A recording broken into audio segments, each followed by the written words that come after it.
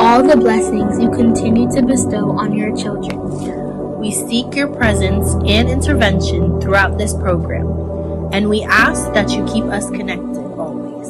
We also pray for the success of the program, its coordinators and listeners, that they may find purpose and enjoy what we share. Bless our radio station and the nation, and may we grow to love and unite with each other, irrespective of our differences. All this we ask in your name, now and forever. Amen.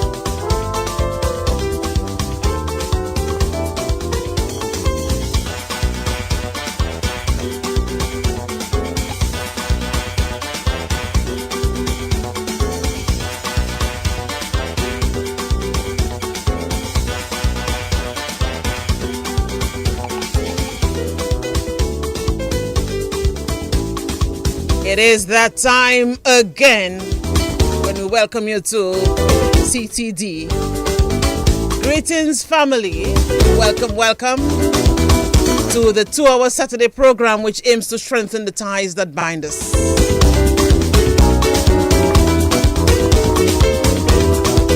We are ready for another program. It is the 13th day in the month of June, the year 2026. Bonjour, bonjour, bonjour.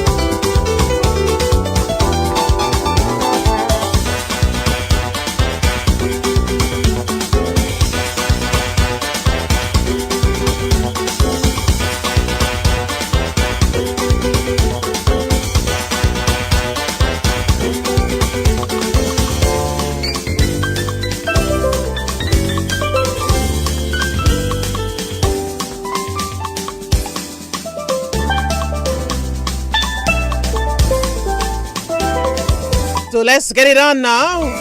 It's a lovely Saturday in DA. And at this time, we welcome you to Connecting the Dots on National Broadcaster DBS Radio. Let's ensure that the live is live in. For want of a better term, right?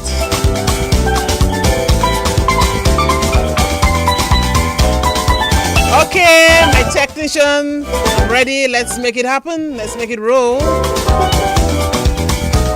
think Nigel Francis is ready. The guest is here.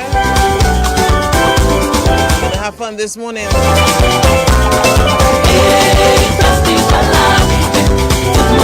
many things that we have to talk about. It is a lovely Saturday in Dominica.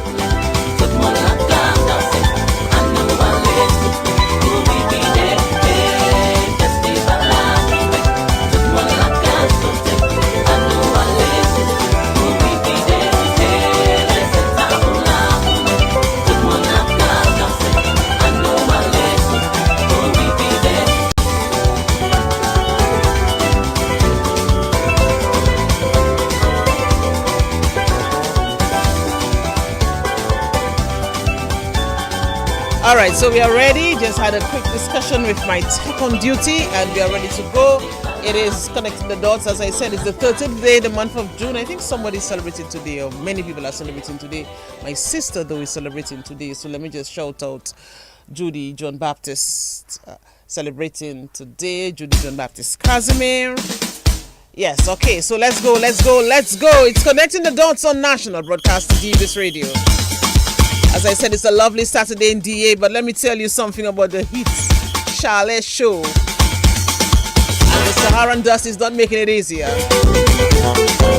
It's in fact exacerbating the problem. Is it a problem for you? I'm not sure, but sometimes for me it is. I really wonder what would happen if we did not have all those mountains and rivers in DA. Oh boy, that sun is sunning. Nigel, come on, while please. Hey, what's up? I'm there. Hold on. Let me see the video coming. All right. Where you, Nigel? Look, I don't see you. Eh. Okay, my bad man. Let's fix that. Let's fix that, man. Let me put you on. Yes, all right. That's it. You look like a general there. Yes. Yeah, you look like a general. How you doing, Nigel? Right. You see me now? Yes, I see you now. We loud and Good, brightened. Good. Nigel, Yes. I was talking about the hot sun in DA. I mean, And well, it's hot here too. I can tell Nigel. that much to you. yeah. Yes. And the I had a record-breaking 90 plus temperatures. degrees yesterday, and I was like, this can't work. Man, that You song 96 degrees in the shade. In the shade. Man, Yes. real hot. Real hot. Man, Nigel. yeah. Yeah. Yes. Great third world.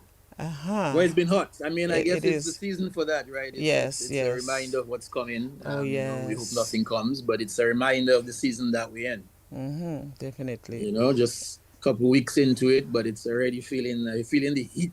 I don't know what is it about. Yeah, it is really, really hot, and but yeah, we have to try to cope. We have, you know, Yes, there are measures that you yes, can put yes. in place to ensure that you cope with what is happening, and yeah, There it is what it is. and We have to trust me, adapt. I can't go and get the river back like you. Hey, I Papa, can't go and that's sit on the what's sun. Well, I might get a big tree somewhere, but you know, can't get to the river or can't chill somewhere, you know. So Man, well, Yes. you have plenty rivers in Nigeria. You know the vibes already. yeah, well, I know the story already. A lot of Head rivers, and you know, lately Yes. some people discover even go, you know, and that's the thing, and that's the beauty about Dominica, because even at this time, people are discovering things about the island. You know, There's so still- sometimes there's people still see a some hidden basse things in- somewhere. You know, it's a basse Yes, that they didn't know there's about still some before and hidden- things like that. Yeah, man, there's still some hidden Yeah. thing somewhere, you know. Hey, Nigel, Yes, by the yes. way, if you see what my guest brought for me, No, Oh, we don't, took it please to don't tell me. you tell me to No, give you no. two, Nigel. No, boy. I don't know. I can hold that for you. I know you. Nigel, I'll show you. You know me for the programming, so I'll show you. Oh, So if you you- don't you see ain't- me, if you don't tell see you, me these people- on the live for at least 2 to Colico, 5 I minutes, know just know that I bleach in something. That is bleaching. Boy, we good to the Commonwealth. Yes, you gonna appreciate. Yes, Yes, man. these Yes. people who keep bringing stuff for you Yes. in my absence, you know. Yes. And then when I'm there, I can't see them. Yeah, so if you don't see me at any given time during the show, just know, you I know, understand why. things I are understand happening. why. Things are happening. Yes. Yes. You So have to go and do Mhm. something, you know. Well, so what's the vibes in Nigeria? And you know the Commonwealth is pregnant with issues. Oh, well. Every day is something. You know that already. Yes, I think there's a lot for the calendar rhythm at the end of the year. You know, from the Signal Band, if they put one together again from Shelley and company. But there's so much stuff happening, I can well imagine. Mm-hmm. I can imagine every day is going to be a pregnant with different issues. issue. Yes, man. A lot is Yes, happening. yes. Yes. Some that has been there already, and some new ones, and some that is changing along the way and bringing different. Man. Boy, Yes. Nigel, there's never a dull moment in the, you know, the land of the Buyo. And you just imagine theatrical productions need to come back in full force, because there's so much that, you know, the script writers can document and bring on There stage, is, you know. and a lot. I hope they're a lot. I hope they're documenting it for when Yes. it eventually reopens. You know, I mean, Yeah. I heard the PM mention about he had a wonderful meeting with some cultural activists and for the Ark House of Culture and so on. So I'm hoping that when it happens, they already have everything in place. You know, Yeah, man. I have mine in place. You have yours? You know, making. Of course, you have to. Yes, I see a yes, large yes. smile So, on our guest's face, and he's writing a lot too. Talking and about he's material, Nigel, for writing. Talking about that. I think I should mention that, Nigel, you should. yes, you should. You think I should join Lakudi's latest production? Let me tell you But why. I was that's a asked good by the idea. director, You Nigel, asked to by the attend today's director. audition, but I check in. You don't have to audition, man. Allez, Tell them you don't ça, have to audition. allez, ça, là. Tell them you don't have to audition. You Oh, just come in. I know I can. I know you know Nigel. You see me be an imag. No, but that's what I know. know Tell this them is- you don't have to audition. Yes, yeah. There's yeah. no auditions for you. You just see me walk quiet on through. the streets. They're walking, but But they don't know. Don't test me, Right? Yeah, I they can don't know do that anything. behind that.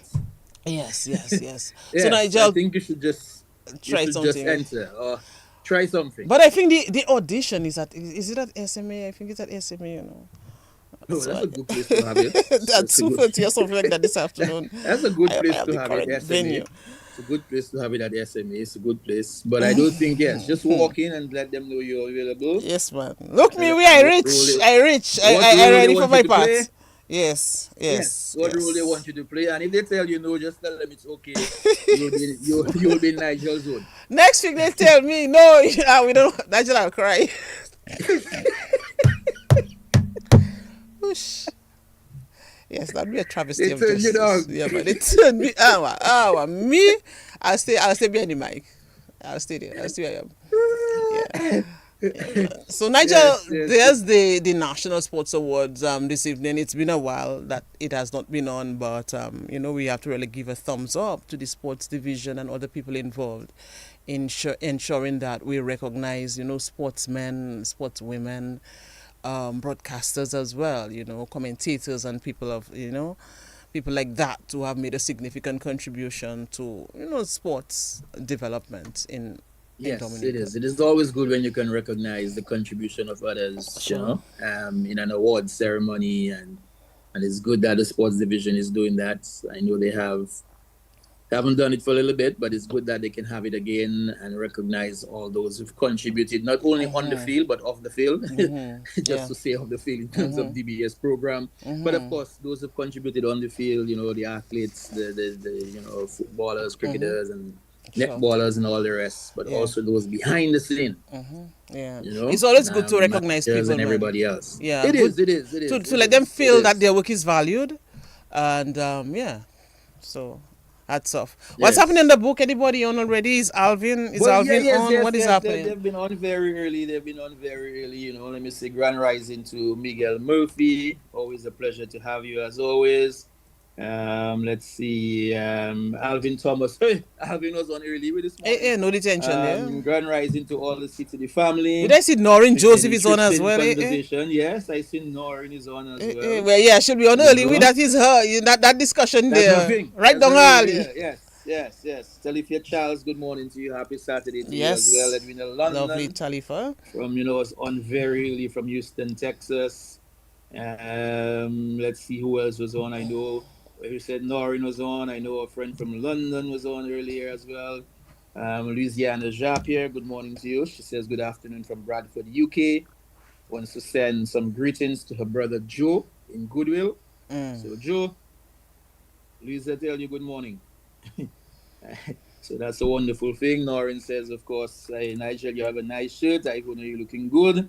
If you're here, and she reminds you that 2:30 at SMA for the auditions. Go and be a fly on the wall. Papa. In case they don't take you, Barbie Thomas. I was about to say I didn't see Barbie, but Barbie says good morning, Mrs. Ivona and Mr. Nigel. I can't wait to hear what the topic is about this morning. Listening in from London. Well, this morning you're going to hear a lot about cultural activities and an author and all his work and what he's done in Dominica. Mr. Alvin, what's your take on the USA Paraguay game? Boy, USA put blues on Paraguay last night. Yes, World Cup football in full swing. Well, Motica Domi, I fell asleep very early. That's me. Yes, USA put blues on Paraguay, beating them 4-1. Wonderful game by the US. Congratulations on that. Haiti plays tonight at 9 o'clock. Brazil plays at 6 o'clock against Morocco. So it's a lot of World Cup football going on. And, yesterday kind of drew 1-1 with Bosnia. I given you all the scores one time, Alvin. Yes. And of course, in the opening fixture, Mexico took care of South Africa, beating them 2-1. All right, here goes my sports segment. Yes, I, So, Nigel. World Cup football I like on. that. Of course, there was cricket as well, right? I think West Indies was playing cricket. Yes, I think there was cricket. Yes, there was cricket. I heard Millie talking about By it the again. way, Yes, so yes, there's a lot happening in the world of sports. a lot And then, of happening. course, I know they had lost the first two, and then they had to win the next one. Of course, tonight is the finals, basketball finals. If you're here, I was just about to mention Knicks it. playing the Spurs. Yeah. And that happens tonight as well. Who knows? The Knicks might become champions after 53 years. And that let me say good Or if morning not- to Snapper Laura as you're talking about this. Yes, of course. One of the fans as well. Jean Sharpless, good morning to you, and good morning to all the CTD family. Those of you on the YouTube, good morning to you. Rosita Benjamin, pleasure having you as well. So the book is busy. That's wonderful. YouTube is also going strongly. That's nice. Good morning to you over there as we get ready to connect. Yes. Yes, Nigel, get ready to connect. Okay, so it's that time That's what for we the do. time for the Dominica corner. My turn. Yes, mommy, her turn. What do I ask now? No, Okay, nothing hard, eh? listen carefully. Nothing hard, man. Yes, True or nothing false? Clement Baba Richards is from the community of Petit Savan. True or false? I mean, easy peasy lemon squeezy. I mean, I don't think Baba from the city 7. Well, so and by the way, so if you have to give me the answer for the okay, so if you tell me true, we can settle it there. But if you tell me false, you tell me he's from, something like that. Boy, Baba looking like, I don't know, no, boy. Baba looking like he from. I mean, all his life in Goodwill area, but I'm not sure if he's from Goodwill area. He's looking like a countryman, But he'll tell me, I'm not sure. Alvin, where's Baba from? Not Alvin, Norrin. Yeah, they always give you the answer. We on the book. Norrin, where is Clement Baba Richards from? Tell me, quick. Oh, you don't know? That's very strange. You don't know where Clement Baba Richards is from? Oh, yeah. Anyway, I can't see Rosa. Move on. Boy, let's we ask Clement Baba Richards. Clement Baba Richards, where are you from again? Tell him. Where I'm from, I was born in Lacudon, Spaniard, basically. In what? Lacudons. Lacudons? Yes, that's where. Like Donscas? Yeah, no. You That's just see, a joke. the thing is this. Lacudons. You know a Don's tree? You know what's a Don's tree? No, I mean. Nigel, you know what's a Don's tree? Oh, I should know that. There's I something should know about that, me and but words. yes. Don Street. Yes, Spell it. Don's Let me tree. see. Don's D-O-N-C. It's like I guess like it's a tree, a big Oh, tree. a Dun's tree. Yes. Yes. Oh, the Dun's I thought it was a tree. Dun's Yeah, tree. yeah, Like one word. The small fruits on it and stuff. That was basically the paniard in which what's the name, Eddie Andre played. Okay. Some time Yes. ago, he had his daughter there. Okay. So I grew up in that area. Okay. Actually, I think I was born in Pong on the other side, but I grew up Yeah. in Okay. Donsian. All right. Right. We look story there to the Yeah. Willie. Yeah. So I got And it right. I got it right. then Hillsborough actually, Street. Yeah. I was brought up in Goodwill. Oh, okay. you know, Okay, so Papa. I'm Right. kind of complicated guy. Okay, so we get the answer to this. Next Yes, question, yes. Nigel. Yes. What question I can ask? Clement Yes, he was Baba born in Richards. Pong, where the ministry building is. Yeah, Clement Exactly. Baba Richards made Ah. news recently. For what reason? You remember there was a time back in the day when Clement Baba Richards was always on the news. I can recall that. But recently, he made news. Have you been He made news following? again recently. Yes. Have you been following what's happening? Well, I mean, I know he recently launched a book. So I don't know if that's the reason he made the news. He better be that. He better be the reason why he was on the news. What's the Alright. answer again? What's the answer again? I was distracted for some reason. You were distracted. Yes, Okay. because I looking at what Clement Baba Richards brought for me there to eat there. I checking, boy. But Oh, that's not wow. right there, boy. That cannot be right there. What news? What news again? That cannot be right. I know he recently launched a book. Mm. So I'm not sure if that is the reason why he was in the Okay, news. yes, but apart But from that, he- though, he made a presentation to schools. to several schools as well. Oh, yes. So yeah, 2 in 1, like a dope out or Yes, something that like was that. like a more big. Yes, that was Yes. a bigger one. Yes, Yes, yes. That was a you more know or the less name of the big, you know the name of the latest release? what, the book? Yes, the publication. What's the name? So the book that he have, I know, is an Indian one. You're talking about that's the Was first that book, Dunn Street? His but no, Dunn he has Street. another book. He has another recent publication. Okay, you want me to Alright, help you you? catch me on that one. You catch me on that one. Yes. You catch me on that one. Okay, it's Sea Wolves Oh. in come on, Nigel, in warm waters. Oh my gosh, And, yeah, man, there's that another is part not to it, good but of me. Of yes. course, Sea Wolves in Of warm course. waters. Okay, one more question. one more question for me. Yes. Yes. So I'm thinking about the movement for cultural awareness, but I'm not sure what question to ask. Let me see. In fact, to name a few members from the once upon a time very popular movement. That's the movement for cultural awareness. Well, that's right up your alley. If you want to name the name. If you want to say Nigel Francis, I mean, I'll take that. Yeah, but I'll mention. But apart from there's Nigel many Francis, others, yeah. I mean, apart from Clement Barber Richards, of course, you had Ash Wolf, who passed away, and Bandy Legs Brown. Yes, Bandy Legs, yes. You had Rasmo, you had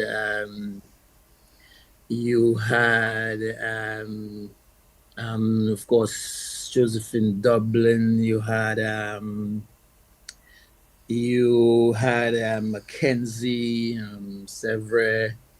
I mean, so many passed through. I'm trying to get some of the ladies now that passed through. The Rabes brothers. Well, yeah, Thinky Right? And Greg. Thinky was Yes, there for a few. Yes. Yes. You had Sobers Esprit. You mentioned Sobers, right? Sobers. Sobers was he- one of the key players there, and you had Ras Algie passed through for a little bit as well. I mean, there's so many others. But I'm sure when Baba comes on, he'll give me all the rest, or a few more. Yeah, definitely. Yes, that's what I'm looking forward to. Yes, the whole Naibinge troop was there as well. I mean, of course, you had Panman, yes. Yes, Albert Panman Bellot. Yes. To the past through there as well. I remember those days, man. I mean, it's a lot of those. All right. Okay, And so we're very you happy did well. to be part of the process. Yes, you did well. Sometimes even if you act like you're struggling to answer a question, just an act. I know that, Nigel. It's just an act. You just want to put a little Well, I a tried little to zoom. get those on the book to help me, Yes. Yes, That's good. yes. All right. By the way, Nigel, so long I had to play a little stinger from one of our, constant viewers and listeners, Carl Kofi, James the Rebel Rocker. Yes. Let me see if we can play with Carl you. Kofi James. Let's listen to this. Yes. Give me a Hey, little- yo, Yeah. this is your Rebel Rocker Kofi, and you're tuned in to Connecting the Dots with the original Queen, Ivona, and His Majesty Nigel. So keep it locked, because here we connect the dots. That's what we do. He was in theater too, man. Yes, man. I love it. But Love it, musicians love it. are in theater as well, right? Right, Baba, you can say that. Yeah, well, not so much in theater, but writing, I guess. Yeah, most musicians. They're on stage acting. Yeah. and, Well, you know, yeah. They so, perform. Yes, they perform. They have to perform the music. Nice. Present the music. Right? Yeah, all right. Yeah. Okay, so Nigel, it's time to bring in our guest officially, right? Yes, Okay. yes, we can connect with him Yeah. officially now. Yeah, his story, his journey, he has a lot to tell, I know. He has a And, lot to you tell. know. Yes. Yes, he has so, a lot to tell. yeah, he definitely have a lot to tell. Yeah, it's a pleasure to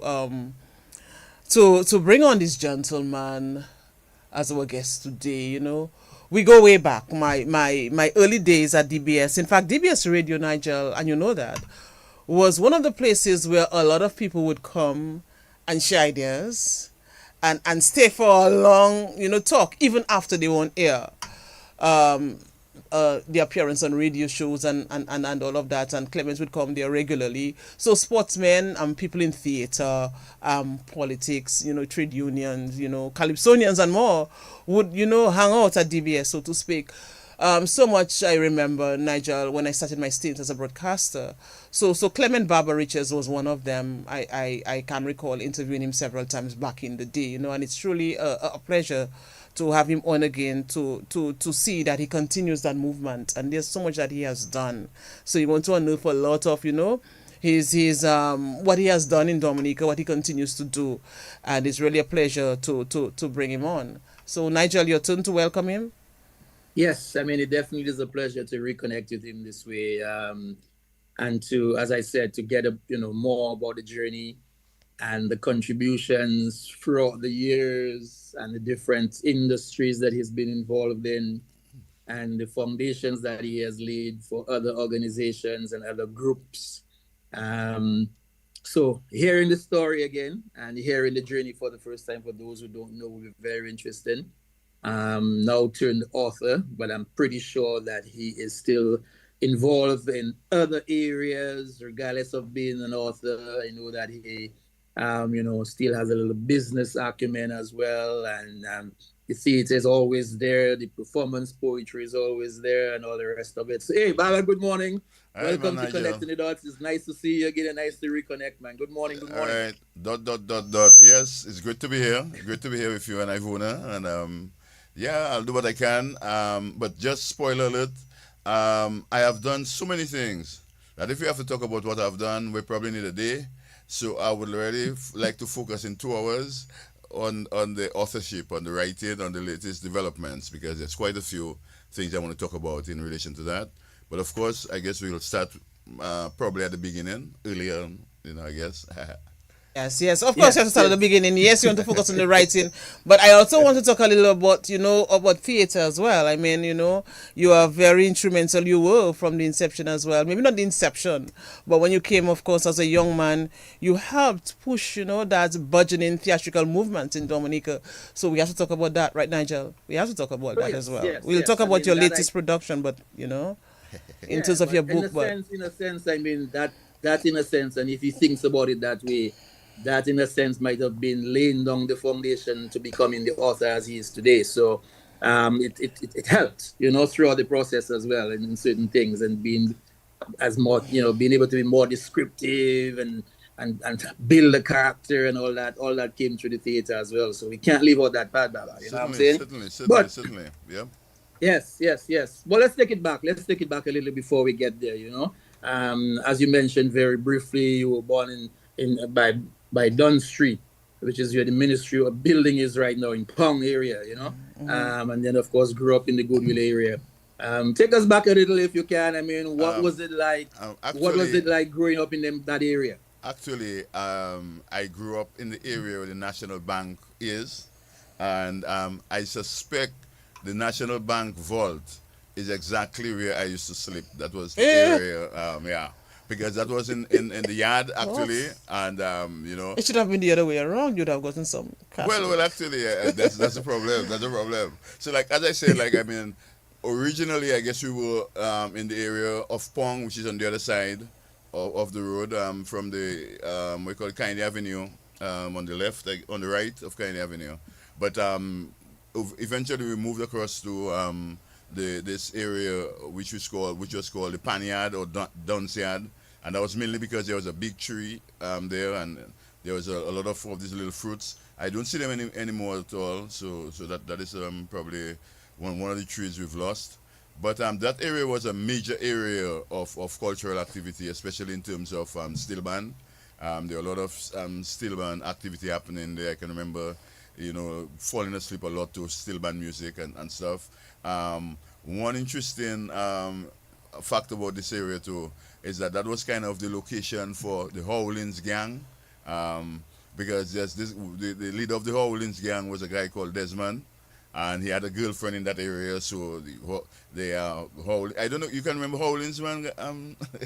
Yeah, man, Carnival. Yeah, man. Of course. Yeah, so Howlins was quite a significant, I guess a social organization at the time. So that is where I grew up. It was just in the whole area of Roseau, next to the Windsor Park. So Windsor Park was also very important. We always go in there and play and stuff like that. And of course, the river. The river was a central part of our life at that time. In those days, people hardly went to the beach. When you went to bathe, you went to bathe in the river. And you're talking about going, say, even in the Rosa River, right, where it is by the stadium. But most of the times you don't want to go under power, and you want to go Champagne, and you don't want to go Silver Lake. Now, Silver Lake at the time was nothing like as it is now. It was already a secluded area, a very deep area, nice ponds with the basse, as you call it. So that was part of the life, just growing up in Roseau and just, being around and soaking everything in. I think that was a very important part of my life, actually. That's my foundation. Yeah. Interesting. Yes. Did you so was it a situation where you had, guys young boys, like playing football on the street, and in terms of discipline, was it, because one of the things we always talk about was back then how adults could discipline kids, and was it a situation like that in the Roseau area? Yeah, but you didn't really need anybody to discipline you. You were disciplined. You would know. Like first of all, your parents. Well, our parents basically would always want to limit us, but would always get our time to go to play. And you would play with your friends, and like say if you're going on a Sunday going to the river, they know you'd be gone for hours. And with the group of people you were, it's kind of protection. So there's no problem of, let's say, anything happening to you or you doing anything. In those days, you will more focus on what you were doing. If you're going to play football, although I wasn't much of a football fella at that time, actually, but then if you let's say you go into the river and you're going for mangoes and you're going for whatever you plan to do, that's what you do. And one of the things that was important to us at the time was gardens. We call it station. And you would go in station, and you would look for cherries and go 49 steps and that kind of thing, and going up Mont Bruce through the track. And so it was kind of exciting, like you would be discovering things as you go along. But around that time too, as I grew up, I kind of, I guess probably a little later when I left Roseau and stuff and I went to Goodwill, I kind of was a kind of a book guy, I read a lot. I grew up, I want to mention about DBS, but my connection to DBS really started with the library, because I used to be at the library all the time. I can remember going from the junior library to the senior library. I couldn't wait to get to the senior library, and every Saturday you'd be there and you'd see DBS at radio around the side and stuff and that was the whole area. It was open, so you could move around very, very easily. One of the things I remember from that time is like reading Lord of the Rings when I was around maybe 15 or 16 years, and I read the three books. I couldn't really understand them to the detail I saw in the movies, but I got a good understanding of the stories, and I was involved in both reading fantasy and reality and history and comics and Commando and Niels and Boons and Hardy Boys and everything. So it kind of merged into my life. But growing up in Roseau was a major part of my upbringing, and it's interesting that people don't know where I'm from, because I'm basically from all about. And even to take it a little step back, my mother was actually from Dalis, so I saw you had a thing about the Dalis reunion and thing, and I smiled, and I'm thinking, what, I'm from Dalis, man, I should go in the reunion. But something else came up. But my grandmother, my mother was from Dalis. She came down to town, met my father, and eventually she went to England. And I don't know if you know my father, know about my father, Nigel. My father's name is Clement. A little bit, yes. My father's name is Clement Richards. Mm-hmm. And he's in Solo's song, Mass in the Cemetery, referenced as Clement Richards on the side drum, playing tempo. That's my father. So he grew up in that whole area of Roseau, contributing to Carnival. He was a very good tailor. A little later he got a stroke, but he still continued doing his work and stuff. And he kind of influenced us quite a bit. And one of the things I told my brothers, which they didn't realize, is that he was also a writer. And when he died and I was going through some of his stuff at my grandmother's home, I came across some of his writings and I was kind of surprised. I'm thinking, what? It was kind of surprising to me. Given the personality, I didn't realize he was very much interested in writing.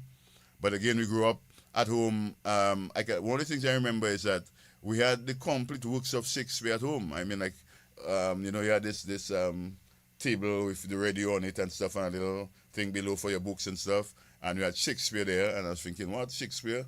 And Reader's Digest. So it was kind of a kind of stimulating area in terms of growing up and having things to focus on.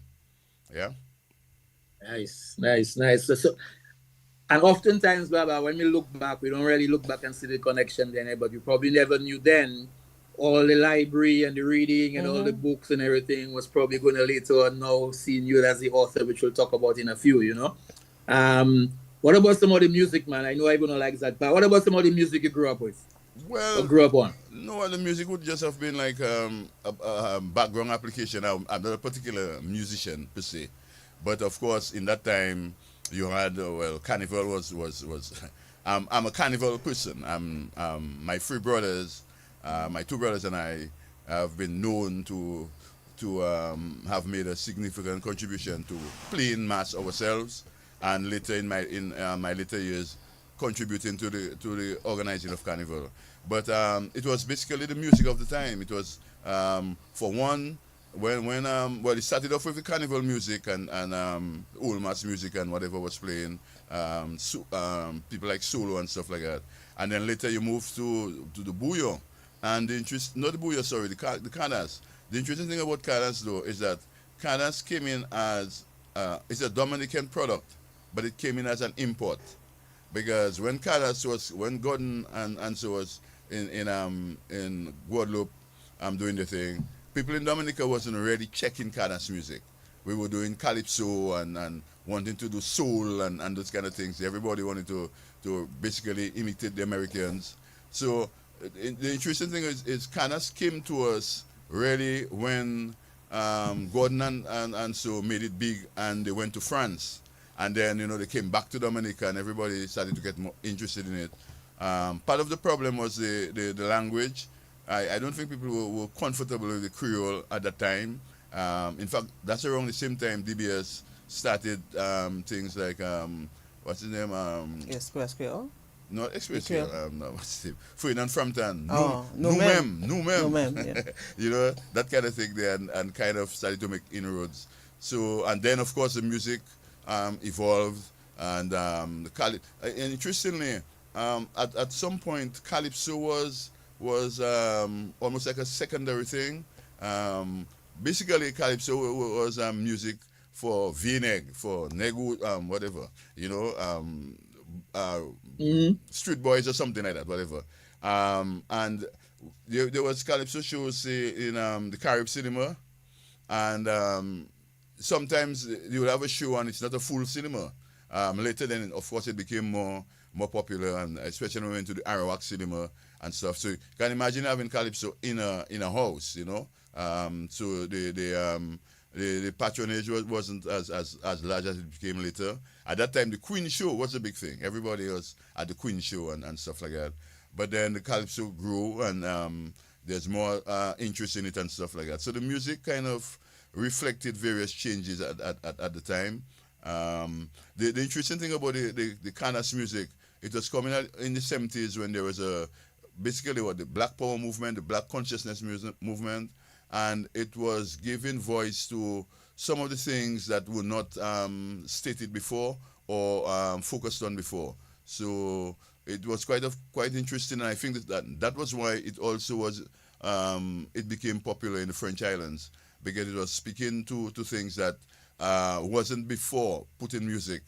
Before the French music was basically just some basic music about girls and whatever. But then it started to have social commentary in it, and it's kind of interesting that the social commentary kind of reflected some of the things that came up in the calypsos later and stuff like that. So yeah, the music was always like a background application while you lived your life. I'm sure this will come up again, as we continue the discussion. But let us make a little transition. Let's segue a little into the educational aspect as it relates to schools, in particular the primary school level. What was happening? What can you remember about your school days as well? Well, what I can remember in my school days is in Goodwood School, I placed third in a competition, essay competition, basically, and I always thought that I probably would have placed higher if I had a different topic, because that was probably what in the early 70s, and my topic was on Fidel Castro and Cuba, and I wrote a kind of, because at that time I used to read a lot, and I read a lot about Cuba and stuff, and I was really impressed with what was being said about Castro and Cuba, and I wrote an essay, a composition actually, and I suspect that people were wondering, why is that this guy is writing about? And I always felt that if I had a different topic, I'd probably have been first or second. But yeah, that's it. My main school, well, first of all, the schools were like Roseau Mixed Infant School, right? Roseau Mixed Infant School. And that is where the apartments are on Cock Street. Remember the radio, Nigel? Yes. I can remember going to school there with my slits. You know, you have your slit and your grandmother making noise if you break your slit and blah, blah, blah, blah, blah. And then from there, I went to Goodwill School, and that's the original Goodwill Junior High School, not the secondary school, no. Actually, we're building the new Goodwill School. That's where I went to school. It was a Canadian-built school. Spent a lot of time there. And then from there, well, I went on to grammar school. And then that was it. I just went then into real life. But school was kind of interesting at that time, because one of the things that was happening, we had just transitioned from into independence as an independent country, and so a lot of things were coming up then. There was a lot of it was a very active political period, and stuff was happening all the time, and you were just part of that in the school, you know, and. But the school itself was following the basic syllabus or techniques that was being implemented generally all over the Caribbean in terms of post-colonial education, and you made the best of it. But it allowed you to develop yourself, to develop friendships that lasted for almost forever. One of the people I met at Goodwill School was Thomas Kentish, Tiki. And I always remember Tiki fondly. I mean, I used to go by Tiki home, and I haven't seen him for a little while, and I hope he's okay. But this is always one of the people that I met in a Goodwill School. Oh, another important person though, Sure. which I'll tell you about, is Romualda Yes, Hyacinth. She was in Hyacinth then. What was the name? Coffee? I was asking Nigel, but you know you're good. Every know it's coffee. Yes. At one point we were in the same class actually, in Goodwill School. Quite a few people then. In grammar school, we met, you know, other. No, say that again, please. Say that that? again. You said in grammar school. I mean, let's get that right. Just say the name again. Let's say the proper name and all of that. You mean Dominica Grammar School? Okay, sitting properly, yes. So you went to the Dominica Grammar School. I mean, Yes. Okay. Right. So we can move on. let's stay there a little. What was happening at the Dominica Grammar School then? Well, Dominica Grammar School was something else. I went. Grammar school was quite interesting, because you first of all in primary school was okay, and you wanted to probably stay there for forever. It was, you met some good friends there and stuff. I can remember basically I was a kind of different student in myself, you know. So I enjoyed the school so much that I wanted to stay there, and then I realized actually, like, for the year of the exams, and so I didn't give that much attention. And then the next year I said, all my friends live, man, they go to grammar school. So, oops, okay. I do my exams, go to grammar school, and met up with some of the friends and new friends. Grammar school was interesting. That was like the time when, in the height of the Black Power movement and the Black consciousness movement, and a lot of questions came up. People like Imani Shaw was there, Washburn Coffrey, and you know, it was quite an interesting group of people. And one of the questions was, should we be learning? Should we be studying? Should we be studying white man thing? That's the whole thing. And you kind of caught between looking for yourself as understanding Black consciousness, and trying to figure how that relates to the education that you were getting. And there was a lot of upheavals in the school at the time. I mean, like, grammar school was going through a really serious period. And because of a lot of things, I decided to take a year off. When I was in around third form, I took a year off. You're from school? Yeah, I went up in the hills. And your parents were okay with this? Oh no. Well, the thing is that though, okay, my father died earlier.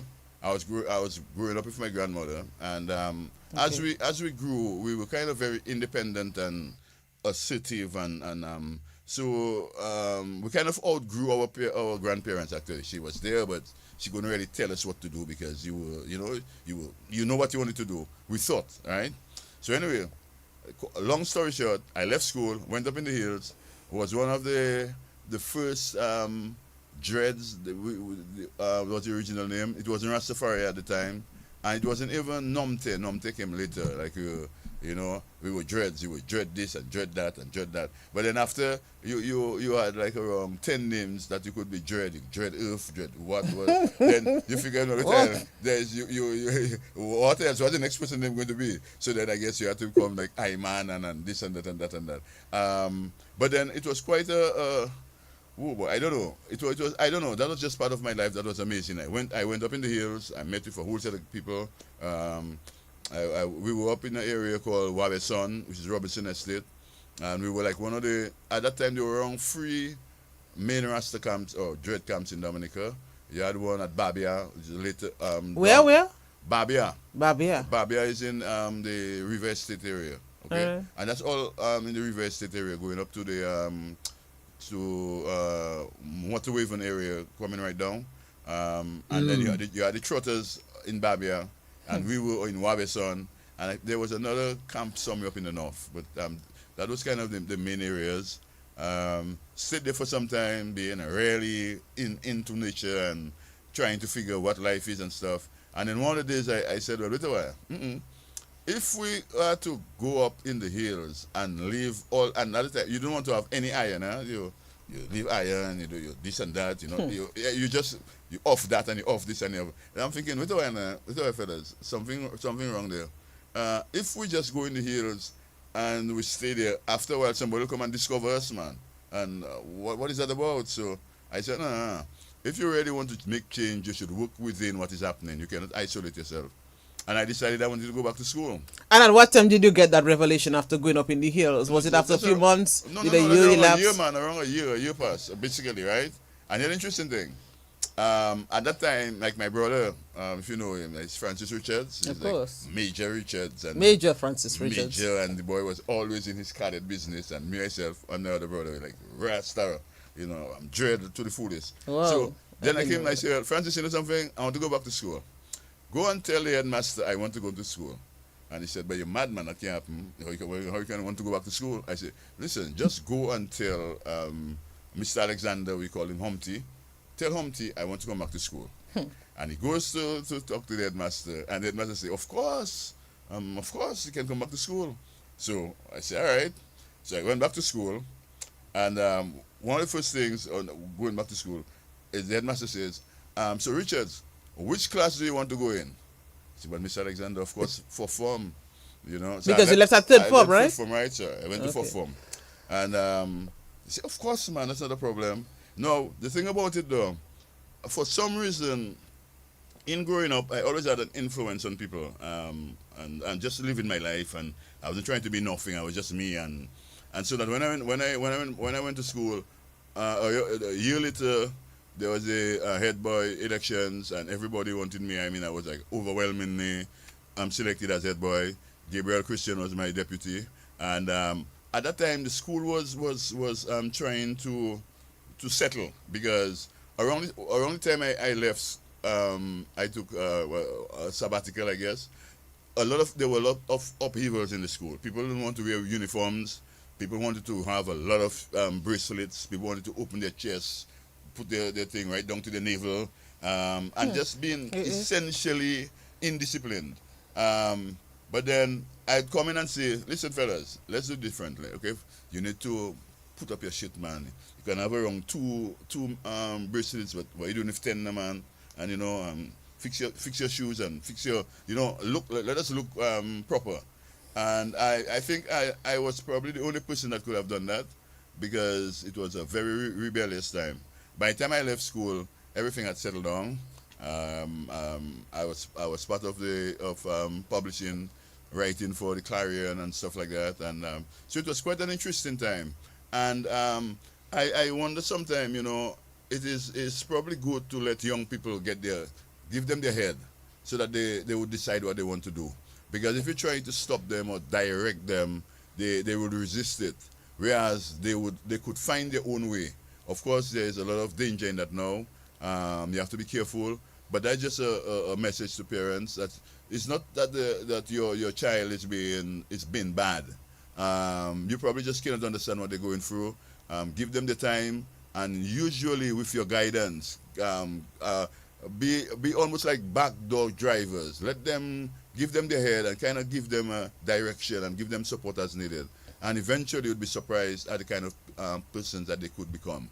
Okay? That doesn't always work for everybody, but I think that's a much better thing than trying to tell somebody, don't do this, and I don't want you to go there, and you shouldn't do this, because eventually they'll rebel against it, and it might be more negative than if they were allowed to explore and to be given the support needed as they went along. So that is just my life. It's not like something I would recommend for everybody to leave school a year and come back. I don't think most people would be able to do it. But if you feel you want to do something, try to pursue it and try to have an open heart, an open head, and seek the guidance you need to move forward in this life. Yeah. Interesting, Nigel. Anybody on the book giving any comments relating to what he's saying now? But what is also hitting me, Baba, I'm going to read some of the comments from people in a few, and it's something that everyone and myself kind of talk about a lot as well in terms of documenting stuff, because you've just given us, just a synopsis of what took place there between maybe 77 to 82 to 80 in terms of what happened during that time, and the dread movement and what was happening in the schools, and the whole political discourse and what was going on in Dominica.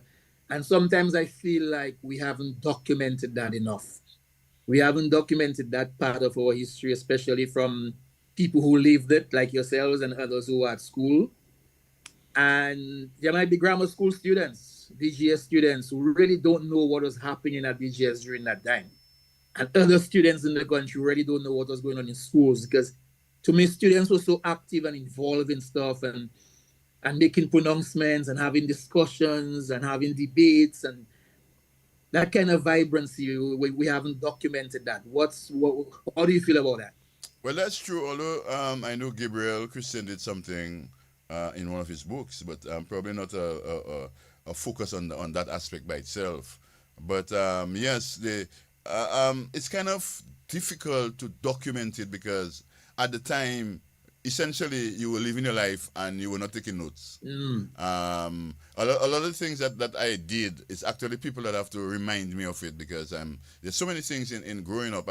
So one of the things that for some reason, I don't know at what point, I used to be reading a whole set of stuff, and then I started to focus on Africa and blackness, and that was a main focus for me, so much so that when I was in grammar school, around fourth form, fifth form, I was a major participant in African Liberation Day activities. I can remember, and at the time too, I used to write poetry. I would do essays and stuff, or compositions, but mainly for public consumption, I wrote a lot of poetry, black consciousness poetry and stuff like this. In fact, that's how I actually started on DBS. I used to be on DBS on the Saturday programs, I think, with Raymond Lawrence, and then with the AC happenings. Yeah, the what? No, I think there was Motion. It was Motion. Okay. That was Motion. First of all, was I think the NYC program, the National Youth Council program, and then there were a couple other things. But I used to be there quite regularly reading poems. Just stick up in there. Let's see what this person wants to share, and we'll continue. Just stick up in. Just remember where you left off. Yes. Good day. Yeah. Good morning. Yes. Hi. Yeah. Just want to big up Baba. Yes, I. Because being man there. That voice sounds familiar. Early times. The Richard brothers, all of them, Stephen. they contribute a lot to the system, carnival, everything. Baba grew up in the back of the Panyard, we know everything, carnival in the early days. We coming back to where Iron Man, we ourselves, we were artists. I see you laughing a lot. You remember some things there? Iron Man, boy. Iron Man, Chesai, NATO in Antigua. Come on. Yeah. Those were the days, So Baba contribute a lot to the system. And it's not any man that would go in the hills for a year and come back to school. You see, you cannot get that in today's life.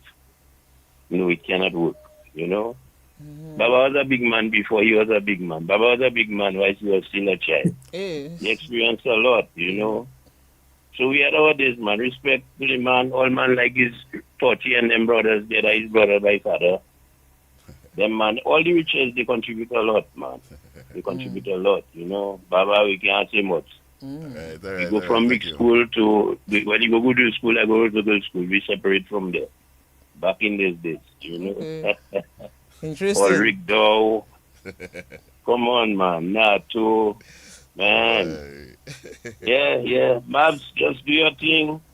We there. Don't worry. Thanks. God bless you. Just keep it up, Yeah. All right. They're listening. Nice. Friend. Nice contribution, man. I like that.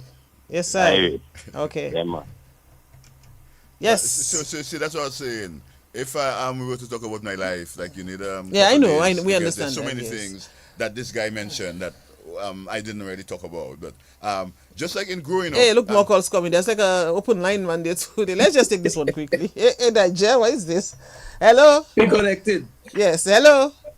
Yeah, Baba. That is Moko. Yes, sir. Whoa. It's not in 49 step.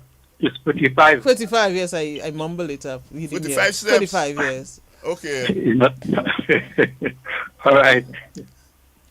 Okay. Oh, that's what you call to say. Yeah. That's Moko living right in Virgin Lane there, right? And he was okay, a man. yes. He was the gardens in this place. And, and 45 steps was special. Gardens was very, very special. Gardens was a place you would go to immerse yourself in nature. We didn't even understand it at that still way. do that. But like basically you were living in your areas, and when you go to gardens, you actually had all this greenery. And because I guess we were younger, the 45 steps was deep into gardens.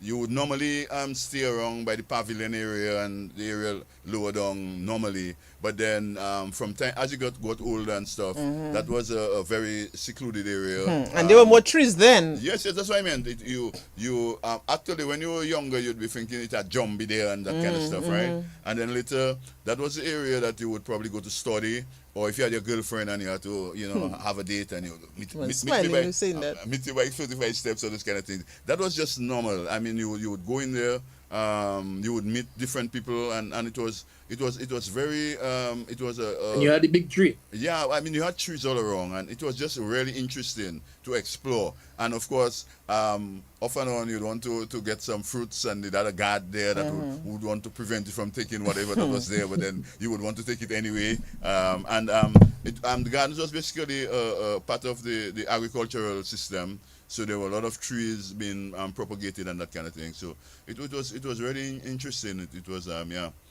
But it is. But to step back to the thing about the Iron Man and so that was kind of interesting in my life as well. Like you grew up with friends, and I can tell you when I live here, I'm going to go by Chisai. That's like that is Randy Shillingford. He's that was one of the areas of my life that was really crucial for me. When we went up to the Goodwill area and stuff, we used to always go by Randy's home, and eventually we would go to Randy's and estate at Kahome and that kind of thing. So I've kind of have a link with him, the same way like my brother Kelvin has a very strong link. But we had these groups, like we had Iron Man, and it was good. He mentioned about Iron Man, and of course that name would have come up from our comic kind of exploits. You would be reading about this Iron Man guy, and so we want to be Iron Man, and we'd have this gang. And then, but our gang was like mainly like a fashion gang. My brother Kelvin was a very good tailor, so we would have what we call outfits, so that for instance, when there is a cricket match coming up, we'd want to have an outfit, and we'd have a. I think we were one of the first people to bring up the we call it the bolero, the overcoat, not the overcoat, the thing that inside your jacket, Nigel, how you call it? The name can come to mind. I know what he's talking about. Yes. What material you use? The shiny material? No. We had different things, man. Right. We different, so that so for instance, out of the blue, you see some fella just coming with that kind of clothing on them, and that kind of masquerade. Yes, it was. It was just like outstanding, and we had quite a few fans and friends and stuff like that. So. It's interesting. He brought that up, but that was part of. He mentioned that. Yeah. So, somebody is also saying they can remember you coming up to Carib, part of the list. That's Rufino John is saying that.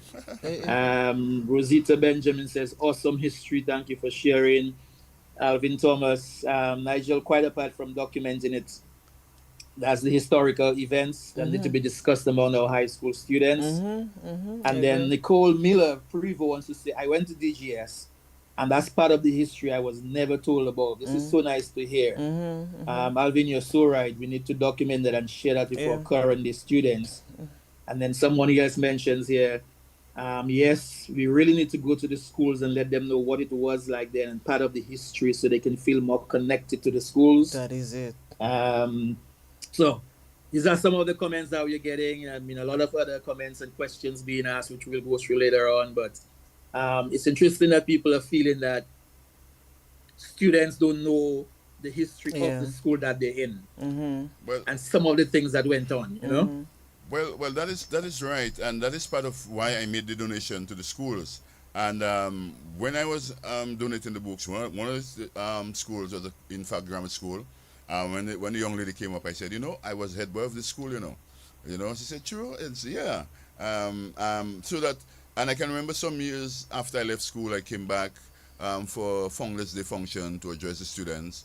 I don't know what happens now, what is happening now, but I think it's always a good thing to connect past students with the current faculty. This is being done in terms of the Founders Day. This is being done because I know I've been part of it for a few years. So this is being done. But I take your point. I mean, a lot more needs to be done to teach the children, about the Dominica Grammar, not just the Dominica Grammar School, like all schools. Let that history, continue. Teach the history to the children so they'll have a greater appreciation, a greater sense of, the institution they are part of. So I really take this. Yes. And of course, someone also mentioned that what you were talking about was the waistcoat. The waistcoat. The inside part of the thing. Right, the waistcoat. Yes. And of course, Riza Japier there just wants to say, I mean, she heard about a lot about, Bamboo House has so much secrets. But of course, Bamboo House in Gardens was a famous place. Yes. Holds a lots of secrets there. Waistcoat, yes. Okay, waistcoat, yes. Mavis Frederick, they're going good for that. Them guys had swag boy, Vary back in the days. These are the fashion, the original fashion acts. Those are the people who created the fashion. Baba, like you mentioned, I mean, there's so much that happened in your life that we'd have to have a week to talk about it. So we're gonna try and do it as quickly as in segments and see how we can get, of course, to you being the author and your recent publication and so on. But I also, because remember I mentioned that he was a very instrumental part of this budgeting theatrical movement in Dominica. Yes. So I want to stay a little on theater, definitely. I want to go there. Yes, we have to stay on theater. So two things we want to stay on theater, MCA. And then, of course, you mentioned about African Liberation Day and your whole involvement in that at the time. Of course, you organized Carnival, you member of the organizing committee, and so on. So we know there's a lot to cover, but just in terms of that consciousness that existed in the 70s and developed, with the African Liberation Movement and the celebrations we used to have on African Liberation Day and so on. A little synopsis of that, of what took place then. What was that consciousness like? in terms of the music that was being played, the dress, fellas not wanting to wear certain things now, and the whole Back to Africa thing. What was that movement like? Well, first of all, it started in the States, with the whole Malcolm. First of all, what's his name? Great. I Have a Dream. Martin Luther King, Martin Luther. Right? What was kind of a main influence. But interestingly, Martin Luther King was like mainstream. That was like the official resistance movement. But there was a lot parallel radical movement with Malcolm X and Stokely Carmichael and Angela Davis and stuff like that. So like I kind of skimmed through Martin Luther King and I ended up on the Malcolm X side and that kind of thing. More militant, more committed. Around the time, very supportive of the African liberation struggles. At that time, Nelson Mandela was in jail. And I had a picture of Nelson Mandela in my room, and that was one of my heroes. And you always thought that you wanted to learn more, and you wanted to assist. And around that same time, there was this worldwide movement of support for the liberation struggle. So it wasn't just like just doing a thing by itself. It was connected, and you were actually feeling every year you were contributing to liberating Africa. And then it was and around that time, I don't know who, it was probably something in the air, something in the water, but everybody wanted to be black, and if you're not black enough and you're not whatever enough, and of course you want to say, well, hey, this jacket and tie thing, done with that. And there was a parallel movement officially at the same time, because the government adopted the shit jack. And it wasn't only in Dominica, but in the Caribbean actually. I think it started in Guyana, and it was generally accepted that when you have official functions, you have this shit jack type of thing. And so that's why even in our parliament long ago, they wore the shit jacks. Yes. And one of the things too is that, like for instance, even like the shoe, you would want to have sandals instead of open. Instead of the closed shoes. So it was a whole set of things. And of course, you wanted to eat your local foods. But then everything was kind of connected, so that you would be serious about African Liberation Day. You would want to be. And I'm looking back at my life. I already, as the guy said, I was an older man long before I got old. I like that. I had a kind of drive in me to talk. And I mean, I can remember I was being young, and every year they would want me to talk this and that thing. And actually, I got a little reputation with the police. The police, from my dread days and stuff like that, they'd be saying, but this guy was a troublemaker and stuff like that. And I wasn't sure if they had a file on me. And the thing about it too, at that time, you were not allowed to read certain books, right? You couldn't read the Red Book from China, Mao Zedong's Red Book. You couldn't read Gaddafi's Green Book. You couldn't read the Communist Manifesto. And so all the things that you normally would be interested in would have been banned, so that police could actually come at your home and take certain books, which was amazing, and that didn't stop you from wanting to read those books. So and of course at the time you had people like Para Revere, Afi Mater, Bernard Wilshire, feeding that kind of urge in you, and you went along with it, and it was a whole question of self-discovery, trying to figure who am I and what am I. In fact, that's one of in my poems. But that was the kind of thing, and it was like everybody, well, a very large group of people wanted to do that. But one of the things I realized, we almost shot ourselves in the foot, because we were opposing the government that was doing the same thing we wanted, but they were doing it at a different level. So for instance, even like Mr. Leblanc, generally, I can remember my grandmother saying, Leblanc is a communist, and I couldn't understand what she was saying, because I mean she was basically conservative and along Miss Charles and like to support Miss Charles and stuff, and would be checking like and if Miss Charles and them say, and it wasn't even Miss Charles, it was DUPP. Can you remember that, man? That was even before Miss Charles, right? And then they'd be talking about this, and you would be you would be figure, okay, how come he's a communist? He wasn't really sure about it. But it was basically, remember, Leblanc was coming out from this whole question of the movement, the labor movement, with low black and these people and all free. And they were basically trying to create a new society when you had like the conservative people in Dominica, Miss Charles and her ilk and so on, basically have been on the other side. But even their particular approach wasn't good enough for us, because when the students came back from university, people like Afi and Pararivi and stuff, they wanted to do all things a lot faster. And so and even like Patrick John, Patrick John, if you see Patrick John's independence dress, he had a shirt jack, a long sleeve shirt jack. He didn't have a shirt and tie. So that was a manifestation of where the government was going. But we were a little bit more radical than them, and so there ended up being a lot of conflict between the government and the radical movement, MND and that kind of thing at that time. But we were all really moving in the same direction and not realizing we should probably work together rather than against each other. So that was the kind of background with African liberation, the black consciousness in Dominica and stuff like that. But it was quite an interesting time, really. Wow, Nigel, that's a history lesson.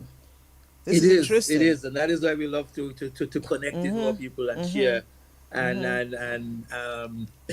I know Baba and him say must be saying, what boy, now all you asking me all these questions here, now all them things coming back, now all that connection and what is really going on and all that was happening at the same time. During all that time though, we still had because we're gonna go to MCA, Movement for Cultural Awareness, and what was happening in the theater and all that. Because those around all that time as well, you found where people were beginning to want to express themselves, whether it's in poetry or in dance or in theater and People's Action Theater and Allwyn and Papa D, and tell us how all that kind of came about. Well, it all started with my own group, Aquarian Expression. Say it again, Aquarian Expression? Yes. No, yes. First of all, Of course, I remember Aquarian Expression. Stepping back, I never right? saw this one, Stepping back. What we were doing was just what everybody was doing. It's a question of trying to find yourself and express yourself in different ways. And as young people, we had the space and the space to be creative. So around that time, we're talking about when was the Old Mill set up, Nigel? 19. Old Mill was after 80 something. Was it after independence? After independence, yeah. Okay, so Old Mill probably was around early 80s then. 80s, Yeah, early 80s. Right. Well, around the time I had my own group called Aquarian Expression, and I did a play. A day I decided. Again, at that time I used to go up to Dalis nearly every year for summer. I spent my summer at Dalis. My grandmother was a lady called Ma Wigley, and she's one of the people who did furring. And we lived in the area called Carib. Now that's interesting when you come back later to my work with Kalinago, because I have a feeling now that she had some Kalinago lineage. She had some Kalinago connections, which we were not too clear about. But she was a very important lady in my life. My mother was in England, but I used to always deal with my grandmother. And so I used to go up there very regularly. And then a day I decided I wanted to write a play. So I'm going to go up to Dalis to write my play. And I went up to Dalis a weekend, and I wrote a play called Quest. Now that was basically after I had gone through all these things in the hills, right? And so Quest, as the name would suggest, is basically a search for self. And I can remember we had a very distinctive poster, which was a man on one side, a rasta, a dread, with I think a cutlass in his hand, and the other side a clean-shaven guy and whatever, probably for a briefcase or something. And that was the whole thing of saying, like, the transition from rasta to or moving out, finding yourself basically. And that play was quite interesting. at that time, only Alwyn had written local plays of any serious attention. So when we were young, we were in grammar school at the time when I did Twerk Quest, and it was quite a big task for us, but we did it, and it was very well accepted. I think that was kind of my formal introduction to theatrical work or cultural work in Dominica, because after Quest, everything came together. We had a group for a long time. We did various things. People like Minchin and Israel was part of that. Charles Spear. So many people. I don't want to forget anybody, so I'm not going to mention much. But as part of this thing, I can remember we took a group of young people to St. Lucia to attend, I think, a youth festival in St. Lucia. And then we made some of the connections with people in St. Lucia and stuff. So it was quite an interesting thing. And from Aquarian Expression, while I was in Aquarian Expression, I was also in PAT. It was one of the few people that could do that, because at that time people were in like silos, sectors, in this group and in that group, and so I wanted to be in everything. I met Alwyn, I did some work with him and stuff like that. So then the work moved on there, starting basically in street theater, appearing in some of Alwyn's plays, doing our own work in Aquarian Expression. And then the next thing after that, though, is that we moved into a different type of theater, which you call popular theater. And the whole idea is that we realized that most of the theatrical work and most of the creative things were being done in Roseau. And in the rural areas, there wasn't much support, there was not things happening. And so we wanted to, which is part of what I was always thinking, like to teach people and help people and do whatever. So we formed a group called the Movement for Cultural Awareness. And as the name implies, we were dealing with cultural awareness. And basically, it's like socio-political awareness within a cultural space, you know. And so we went out in there and well, boy, I know I have friends all over Dominica, so hi and hello. A lot of people haven't seen me for a long time. But we went literally all over Dominica, working with young people and giving them cultural skills and helping them discover their own communities and stuff like that. One of the interesting things that came out of that I can remember is working in La Plaine with a group called Cooliru, and basically rediscovering Shemale Lita. And after we did that work with the group, Shemale Lita became very, very popular. And in fact, it is even part of the National Trail. So we worked with groups all over the country and basically helped them to rediscover their social and cultural history and come up with solutions to practical problems which they were dealing with at the time. So it moved from like street theater to what we would call street theater or popular theater. And that was just an amazing journey in itself. Wow, Nigel. This is deep. This is deep. And as I'm saying that, Nigel, I also look at the live and I realize that Harold Seeley is on. And Nigel, my bad, we were supposed to have Harold Seeley many years ago. I can recall when I made that arrangement, and but we need to get him on as well, because these people, they have a lot of the history, man. It's rich. I mean, it's like a breath of. I mean, Clemens is talking about this thing. It's just like breathing, you know. It's just. Yeah, it just connects, man, and that is what we need. We need this kind of information. We need to document this. We need to remember this as well. Yeah, I mean, we need to you know, and that's why we have connecting the dots, because we need to connect the dots between what's happening now and what happened then. Yes, you know, and foundation that was laid. Definitely. And Cecil Joseph has a very interesting program as well, Discoveries. You know, that looks, you know, at things like that as well. And let us remember people who probably forgot a lot, you know, remember some of the things that were done in the past. And but I really love this. I really love this segment. We have not even touched on what he's doing right now, you know. But I'm happy where we are. So Nigel, you asked the next question. I'm just listening. I'm in class today. Yeah, and in a sense, what he's doing right now is connected to what he did back then, because you know the foundation was being laid, and you know, who knows, maybe the other book that he's going to write at some other point in time might be something relating to what we're talking about now. You never know. Yeah. So that's laying down the foundation for that, you know. but MCA did its thing, and the popular theater, and of course there's so many people that came through during that time to help grow the movement.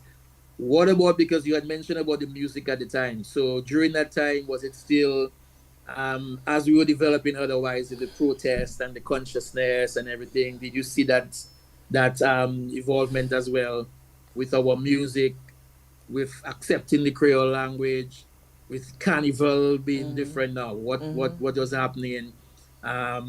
Because in a sense, your first book on Indian Warner is something we're going to talk about, but that also has protest in it and what happened in that uprising and everything else.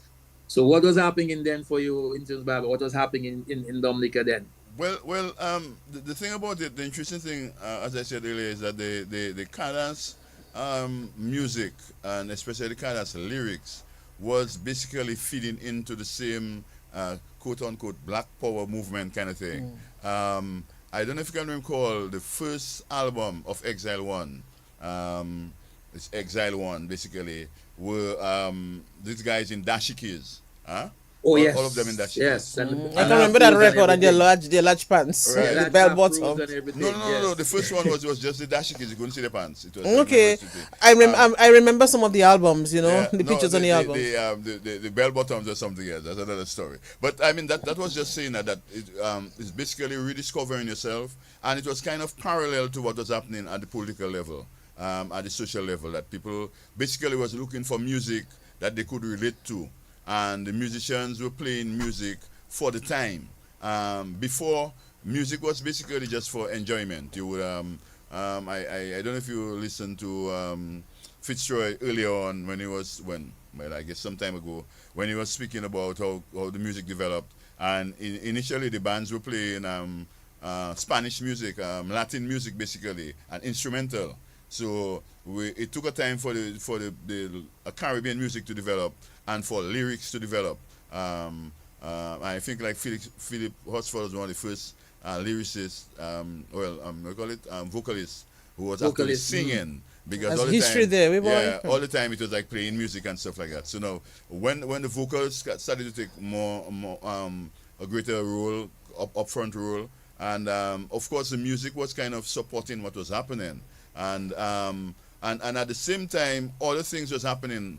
For instance, the calypso started to become more focused, I guess, more, you could call it political, because before you would gain the music, the calypso was just general music about whatever was happening at the time. But then you would have people like NC and so Rabbit, and so that was the same period. NC, Rabbit, and that kind of people, these kind of people coming up and focusing more pointedly at the politicians and making certain statements and stuff like that. So all of that was part of consciousness raising, and that was it. It was, and at the time you were not even thinking of it in any particular way. That's what you expect, The music was basically what you wanted. So it was a two-way thing. You were getting the music what you wanted, and the musicians were playing what they knew the audience wanted. So right, yeah, and even at a wider level, even like the soul music and all those kind of things was also reflecting a black consciousness, a blackness that wasn't there before. So yeah. Interesting. What about Carnival, Baba? And then we're going to get into the books. What about Carnival? I mean, we always used to look forward to the individual contributions from the Richards brothers. But Carnival in itself, you've seen a whole growth and a whole movement, a whole change. Well, what has happened with Carnival is really interesting. We always wanted Carnival to be bigger, but we thought bigger would be better. And I'm not too sure about it now. So we have to take a step back and watch what Carnival was. Carnival was basically, and that was one of the main things that was being promoted for Carnival. Carnival was spontaneous. Carnival was a people's thing. We were just, literally growing up, we were just from Juve morning, right? From 1 o'clock in the morning, just past 12, you could just go down the road with a few fellas, knock some tins and bottles, and enjoy yourself. And you would go literally from Juve to Ash Wednesday. you would be there full time on the road. You would see guys what we call lala out. The fellas pass out on the side of the road, and nobody would trouble them. You leave them sleep. When they wake up, they would just join a band again, and they go home, they would change and whatever. And people, it was a participation thing. And of course, if you watch a lot of the videos done by Harry Roye, who passed away some time ago, good friend of mine, we were featuring in there. We were just every year. So Baba, give us a sense of the street theater in particular. Give us some of the names, some of the characters, that would really be on the streets every time during Carnival, coming out with something special. No. I cannot mention other people because we were too involved in our thing. I mean, our thing was big. No, but you see, that's history for us, eh? So give us a sense of the street theater. Well, that's in Carnival. I'm telling you, when Carnival came, right, we were our focus. It would take a long time, and we'd go on the road, and we would do so that we would hardly see anybody else, to tell the truth, right? But I know, like people like Fanso would have been there. Right. So some names you want. Right. I'm not a good person to talk about this thing, right? Because I was involved in my thing. I mean, like every year. People, and you was checking your thing. No, people would be joining us. People want to be even people like say like Andy Carter is like basically one of the people that graduated through us, basically, and he was part of our group. And then later, when things kind of died on, he ended up being individual in his own right, and thing. But again, at the time, there was no like recognition. There was no prize. We wouldn't know that for anything. We would just know you. And to start, like for instance, at that time we were living in Goodwill, but my grandmother still was living in Dunciad, in Pongyard, and we would go in there. And that was our focus, our base. So we do all our carnival and going there to eat and whatever, and yeah. So carnival was just always something that was like I was totally involved in. I enjoyed the carnival as a young man growing up, and at the time it wasn't in no kind of structured way, just like enjoying. And people always used to mention that my father used to enjoy carnival, and everybody. I have a kind of carnival history that I'm not even aware of. So like when people see us, they would but the Richards fellas and those kind of things. Yeah. So it was a nice time in growing up. Later then, I actually joined the Carnival Committee, and actually as one of the first people when we had our Carnival Committee, I was for the road parade, and I was one of the first people to try to organize the parades in Roseau, and there was kind of problems with that because people didn't see why they should really not park their vehicles where they wanted just because the parade was passing, or why they couldn't just pass through the parade and so on. But so eventually it got more organized and more structured. But it was from one thing being like a participant and then helping to organize it at that level. So that was quite interesting. Yeah. Nigel, the comments are many. Papi show wedding and all that though. Was that something that was very popular? Yes, but again, that was other people doing those things. And people like Noreen would be organizing the papi show. Joseph. Right. Yes. But Nigel, I was saying the comments are many. There's one in French. You maybe want to read it? The French one? Yes, just try to read that one, Nigel. It says, bonjour, bon samedi à tous. Dominique nous regarde depuis le Guadeloupe. Dominique vit à Guadeloupe. Okay. So it's just saying bonjour for everybody. Tout is everybody, yes. The Dominicans are regarded very well in Guadeloupe, and the Dominican Guadeloupe has a good connection. That's what it says here too. Thank you for your French. Ivadne Lauren, she said earlier she was very late, but she's on. She's saying, so true, Baba. Those were the days, memories. Those were the days, man. Yes. So Talifia Charles is saying, I'm a proud product of the work of Movement for Cultural Awareness. I'm so grateful for the experiences. Charles. Okay. Talifia Charles, yes. I'm so grateful for the experiences that exposed me to everything culture and has shaped me in every aspect of my life. Long live Shimelita. Of course, we had to play Shimelita as well, So thanks, she says, thank you, Baba, for that. Louise Japierre is saying, Nigel, talking about Founders Day, that's when we mentioned it earlier. She's saying that Wesley High School will be celebrating 100 years in October. In fact, the plan is in motion already to have Wesley High School on to talk about the upcoming, major celebrations. Yes. And of course, Alvin mentions the spontaneity of Carnival is missing a little, especially as it relates to Juve. Yes, Juve is different than it used to be back then. As you mentioned, fellas who just Yeah. pass out and lala out there, and then next back on again. Elizabeth Richards is saying, "Good job, Dad." You saw that, Nigel? Oh, Good yes, job, Dad. Yes. Hey, next week is Yes. Father's Day, we. But anyway, that's another story. That's We'll have to do another something story special. by itself, you know. But Baba, I mean, like we said, there's so much in terms of covering, Yeah. but we've kind of covered a lot. You know, the consciousness, the politics, the carnival, the writing, the foundation of theater in a sense. During all that time, were you still like writing poetry or writing plays, or what was it for you at that time? Okay, before I do that, let me just step back quickly about the carnival. Carnival was at a lower level of foreign participation at the time, but it was totally Dominican. It was our carnival.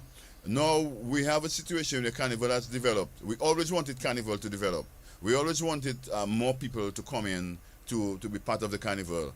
But the problem I have now is that Dominicans have stepped back, and we have allowed people. Okay, carnival in Dominica was something we used to do, and people would watch us, right? People who came in would watch. Oh boys, the people enjoying themselves, and we would just enjoying ourselves.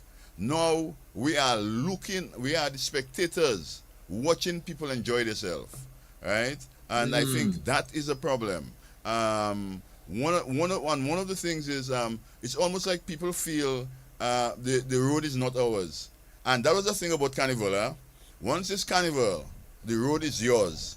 No cars cannot pass you on the road. You can lie down where you want and whatever, right?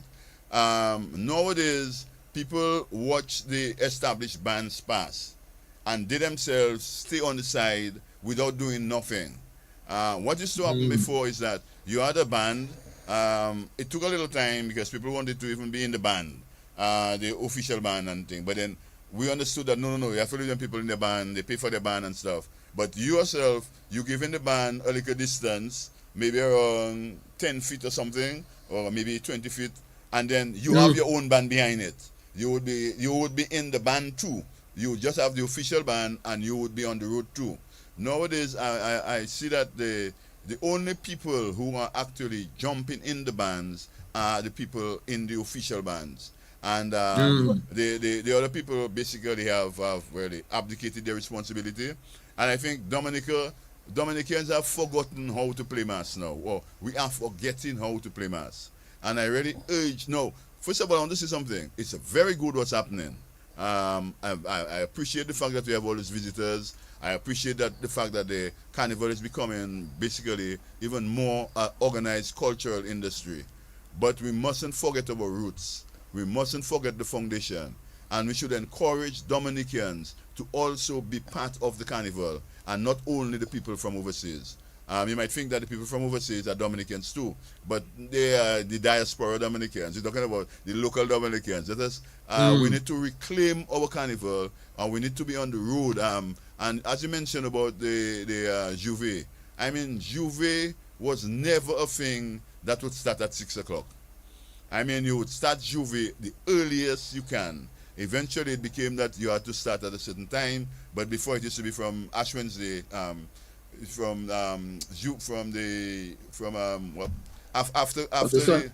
Samedi Gua, after yes, from, and there should be a show sometimes, and then after the show you'd go right on the road, right?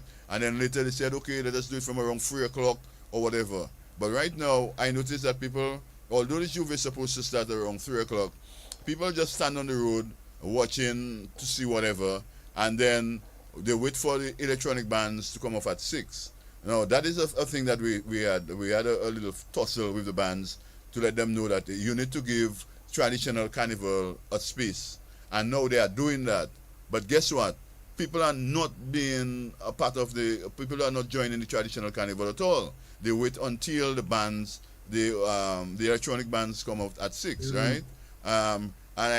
For instance, I had to kind of laugh, or I don't know if I wanted to cry or whatever, but the main costume for carnival of this year's carnival was a King Kong costume, a big gorilla costume that was given. And I'm thinking, but that's the thing they buy. So you're saying essentially that we have lost a lot of the spontaneity. Yes. We are too structured. We are too organized.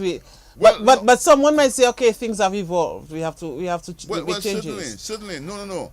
So then what we have to do now, we have to try to put two of those together. We need to it doesn't have to be mutually exclusive. It doesn't mean that one have to cancel out the other.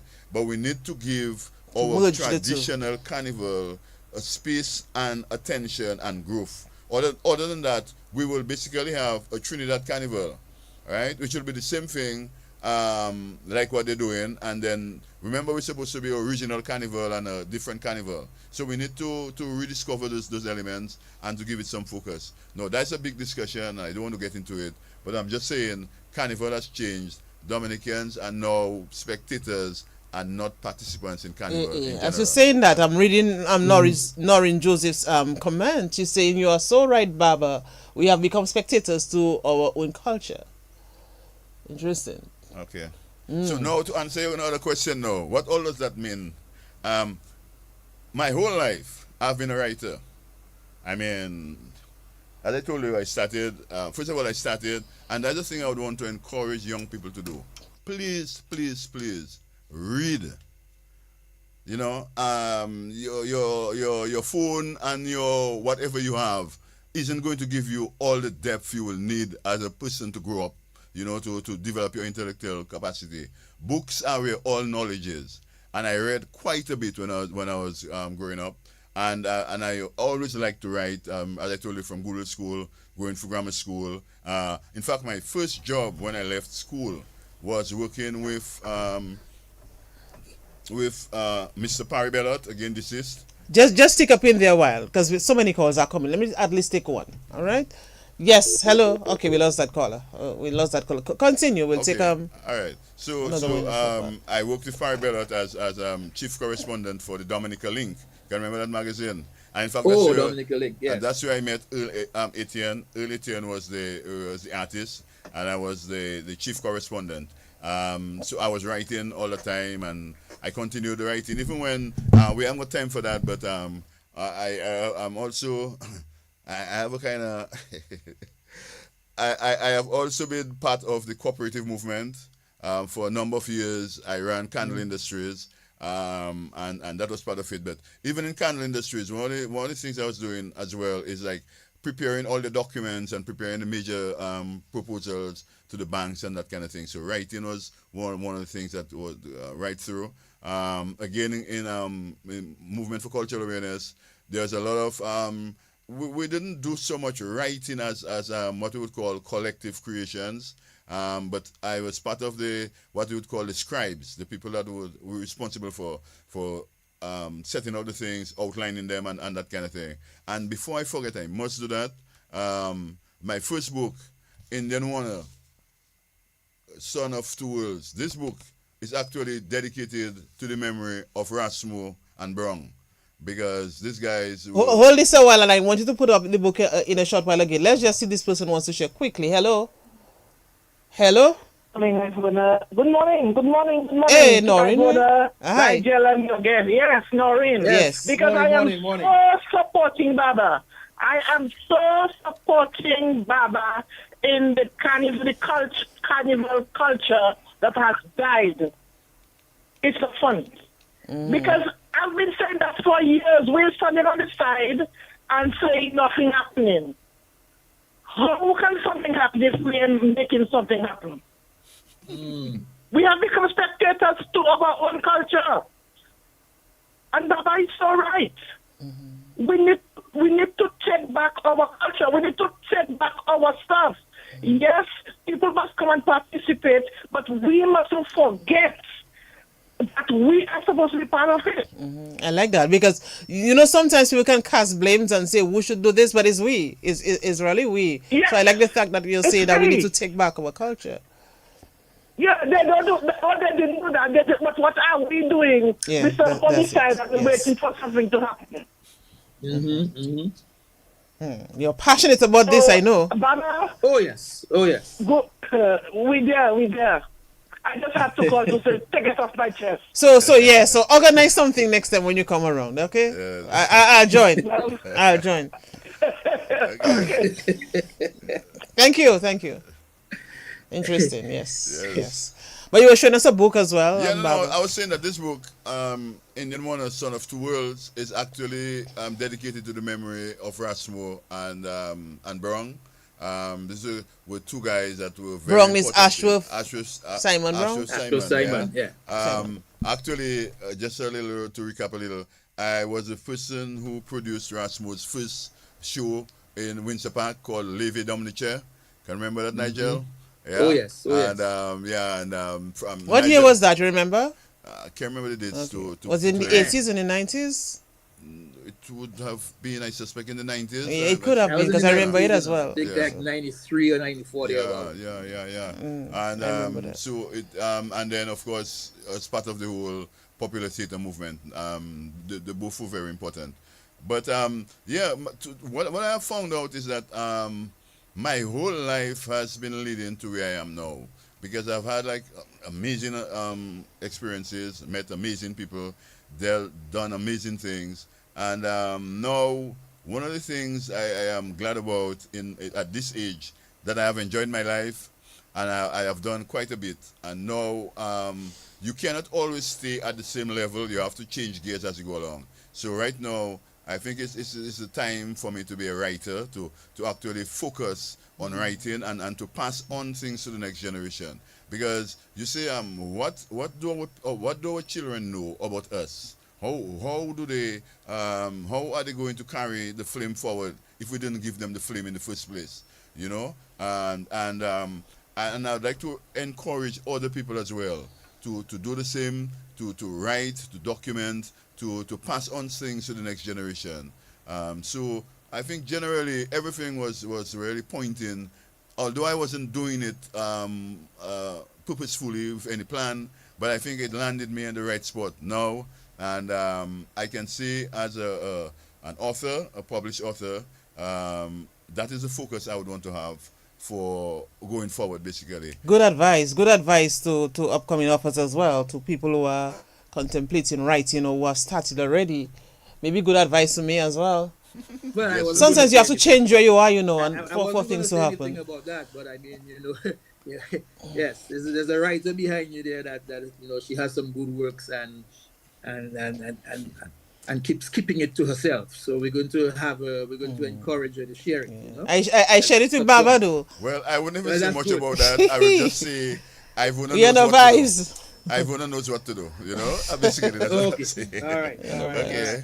Yeah. But Baba, in terms of the first novel though, I mean, Indian Warner, Tale of Two Sons. I mean, what went into that in terms of this particular novel? Well, the thing is that for some reason I've always been interested in our Kalinago heritage. I think people take it for granted, and I have always been thinking, boy, we need to examine this thing some more. And for some reason, I was doing some research about something else. Actually, I think I was doing some research about the place names in Dominica, and I came across, Massac.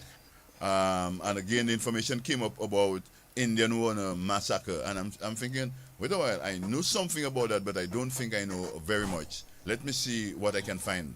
And then when I dug further in and the amount of information I found, I said, hey, this certainly should be what I should be doing now. And so it kind of put me on, it's almost like it wrote itself for me. I brought this book forward. And this book is so important because the thing about Dominica history is this. We know Christopher Columbus sighted Dominica in 1493, right? And they made the Kalinago there. And then later, the French came, I think in around 1763, is it? No.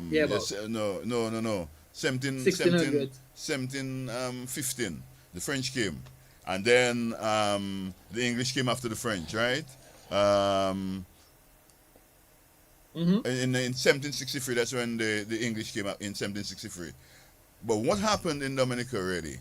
What happened before Christopher Columbus sighted Dominica? The Kalinago were in Dominica for hundreds, possibly thousands of years before. And then between the time Columbus saw us and the English colonized Dominica, the Kalinago was there.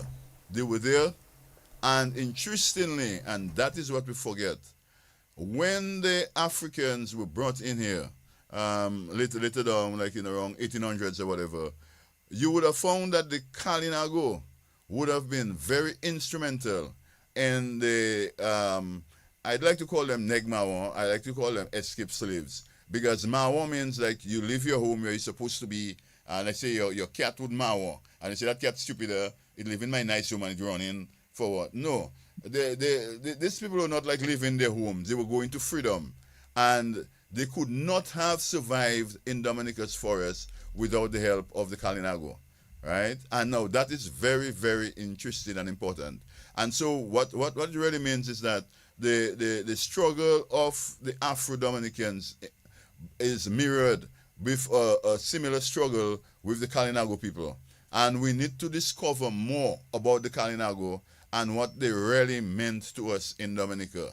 So for instance, do you know where Titiri Accra came from? That's one of the delicacies we have in Dominica. That's the thing that we love. You know anything about Titiri Accra? The Titiri, No. the name Titiri is a Kalinago name. The Kalinago were very familiar with the Titiri, okay? Interestingly though, the Accra, or how Dr. Honeychurch explained the other day, it's not even Accra, it's Akara. And the Akara is a type of baked bread almost that was done in Africa. So what you have in Titiri Accra is a combination of Afro-Dominican and Kalinago culture mixing, where the Kalinago showed the African the Titiri, and the Africans took the Titiri and made an Accra with it, an Akara with it, which we now call a Titiri Accra. Okay, that is a manifestation of the links between Kalinago Dominicans and the Afro-Dominicans. And there's a lot more research that needs to be done in that. And I wish we would do it. So that was a part of the reason of. And in doing the book, one of the things I found that was amazing is that there is a strong link between St. Kitts and Dominica. And in fact, even the entire region, like say the OECS, that OECS chain and Dominica, because a lot of Kalinago people, when they were chased out of the area, they landed in Dominica. Dominica was a sanctuary, right? And Indian Warner himself, his mother was from Dominica. She had gone to St. Kitts to marry to a Kalinago brave, and eventually she was involved with a white man and a whole long story in there. But then she eventually returned to Dominica, and then sometime after, Indian Warner left St. Kitts, I think under duress, and came to Dominica. And years after, maybe around 20 years after he came to Dominica, he became a Kalinago chief, and he's one of the most recognized Kalinago chiefs in history. In fact, he was the first official Kalinago chief in Dominica. If you watch the list of Kalinago chiefs, you would see his name is the first. And then you have the others coming right down to our present Chief Sanford, which is quite interesting because she's the first female Kalinago chief in Dominica. And she got that title around the same time that the first Kalinago president in Dominica was installed. And so we have quite an interesting history of Kalinago and Afro-Dominicans, which we need to explore. And this book basically is just like basically giving the story, and I'd want to encourage people, read Indian Warner. I mean, like, it's one of the books that gives you a lot of history, I would say correct history. The Kalinago are portrayed in this book with respect. The Kalinagos were never savages. Can you believe? People who left England, right, fighting all their wars, came into the Caribbean and decided that the Kalinago were savages just because they were not wearing European clothes, right? But the Kalinago have a system which has always been forever. Their chiefs are selected. The chiefdom is not inherited. You can pass on your chief status to your child. Every chief attains their their title through their own effort, as opposed to a king who is passed on to, even a stupid king is accepted as a king, as opposed to, somebody else. So in a lot of ways, the Kalinago were very much advanced, and they just were not in a position to document in the style of the English writing what they were doing.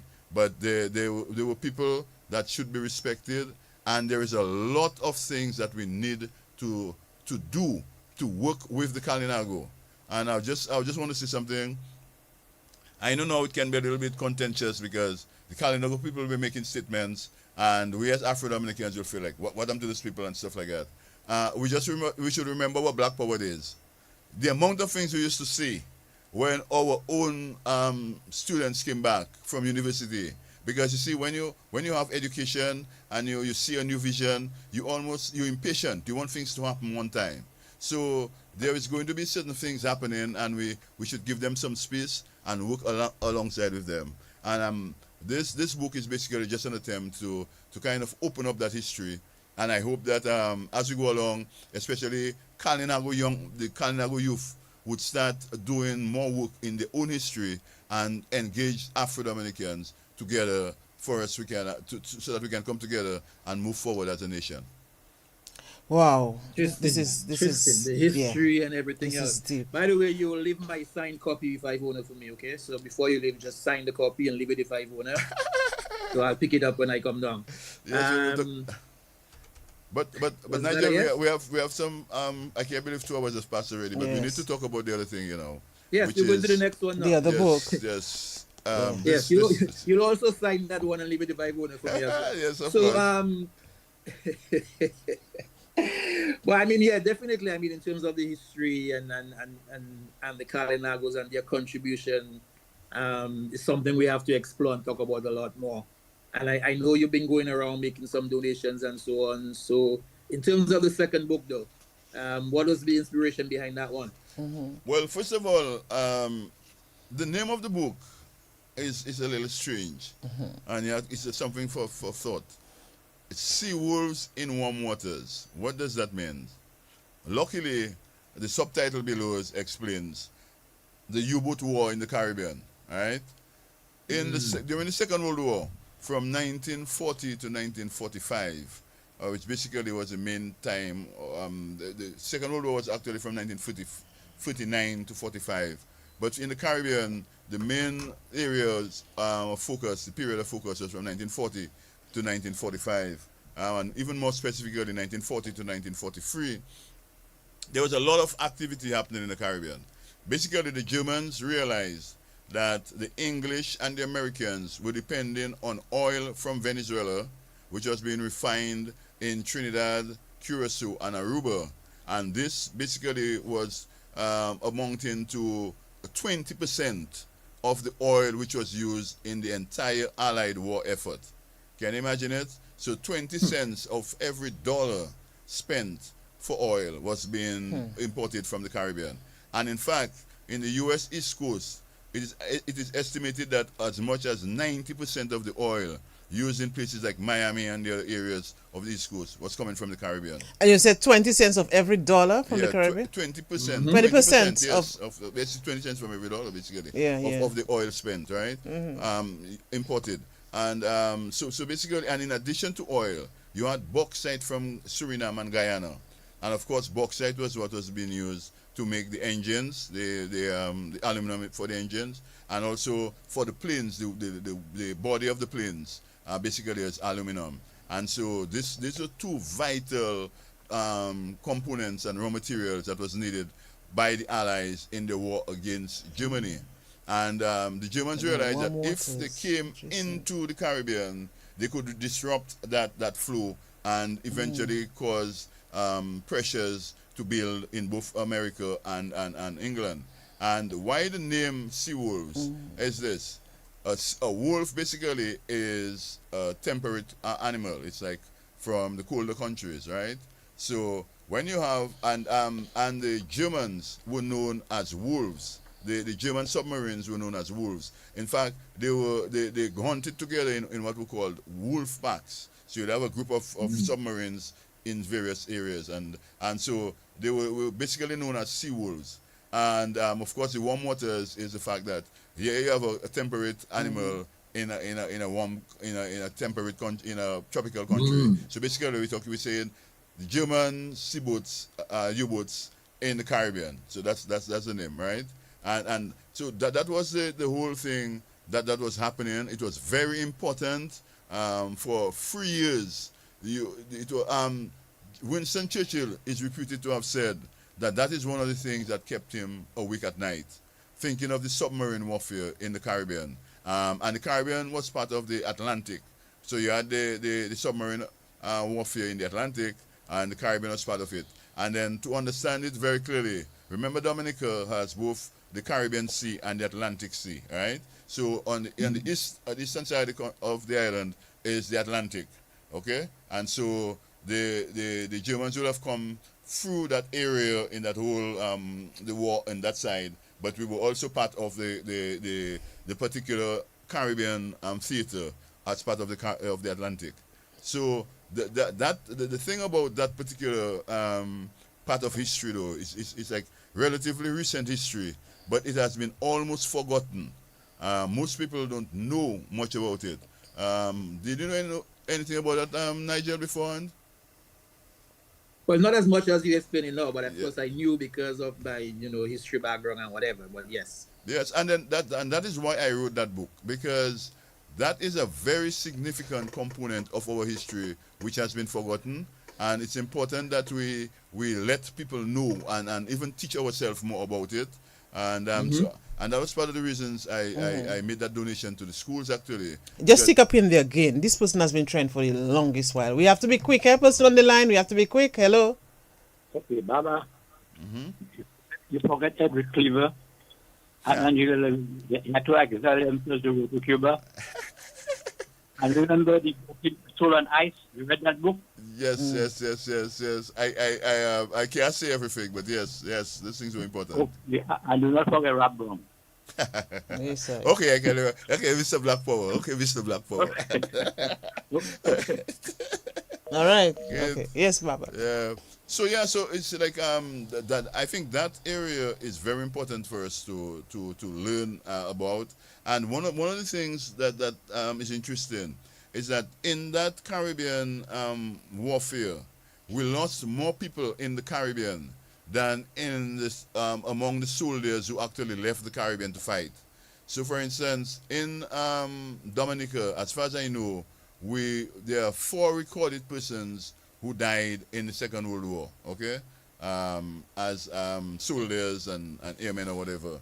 But guess what? In St. Lucia, in just one attack in St. Lucia, 7 dock workers died, okay? So just from one island, you had almost twice the amount of people who died as a result of the marine warfare compared to what happened in the actual theaters overseas. And that is one of the areas I feel very, very strongly about. I think that we have not recognized the people who sacrificed as merchant seamen. And I would really hope that as we move forward, we would give them more recognition. Because we recognize, like for instance, during the Remembrance Day celebrations, there is no mention made of the merchant seamen who died. And we know that there are Dominican merchant seamen who died as well. So one of the things I wish could happen is that in the future Remembrance Day celebrations, they could just put in a line in whatever is being said to also dedicate the event to the remembrance of the merchant seamen who died, because they did make a very significant contribution. Contributions, yes. Good morning to you, Janet Daw, and others as well who are always connecting. Quite a few people have been asking Baba in terms of where they can purchase the books, how they can get copies, where it's available, where can that happen for them. Marilyn Richards, of course, yes, good morning to you as well. You're doing a good job. Louisa Japier, good morning to you. We said that earlier. So in terms of purchasing the book or getting it, access to it, how can they get that? First of all, I want to thank all the people that apparently have connected, because I also sent the poster to them, and that's great. Marilyn is my brother's wife, and a couple of people like Celia and stuff, you know. Celia, I'll be checking you later. Now, these 2 books are available on Amazon. It's very easy to get. You just go to Amazon and you type Clement Richards, and you will see my 2 books coming up. People ask, can they be available locally? Yes, but there is a problem. When if I were to buy a book and sell it locally, it doesn't really register for reviews. Yes, I can sell the book, but the person who gets the book cannot give a review. And that's the other thing I would want to ask people to do. People who have already bought copies of the book, please leave a review for both books, because that is the way we would want to promote, you know, the author and the island. Now, it's important for us to realize that writing, it offers a source of income that is not available normally. And it's only, you don't need much raw materials. You just need your brain material, and you can present your books now for Amazon, which is a very good system. And I think that is one of the ways we should encourage people to actually write. Because when I started writing, there was not much rewards you could get for writing. I can remember writing for the Chronicle, actually, for something like 1 cent a word. You know, can you imagine that? You know, you write it and you're getting paid per word, and you know, you would have to try to I try to what you say, boost pad up the thing as much as possible, and it doesn't really give you the best thing. But right now you can actually write your book and be as competitive as the next person. It's a question of how you present it, and make sure that the material is good and stuff like that.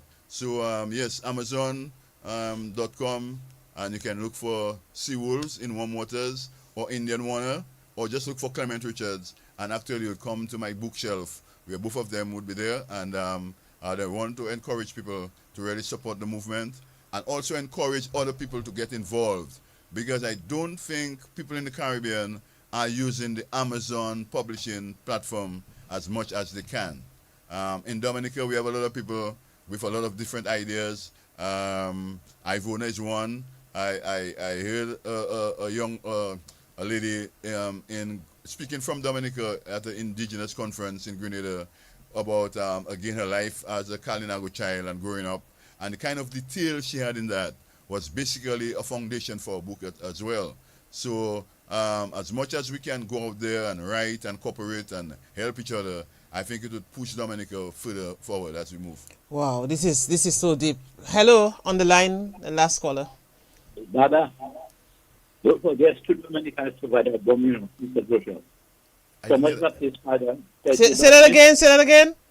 There's 2 Dominicans provide that bomb in St. Lucia. One was Thomas Baptist father, Pedro Baptist, and one called Julie. Okay. You serious? They were on the boat that time when they got born. Okay. And interestingly, one of the problems we have about people who died at that time in terms of their nationality, that is true. A lot of times they would have been put as British subjects as opposed to Dominicans or St. Lucians or whatever. So imagine, Julie was a steward, and Pedro was a cook on the boat. Exactly.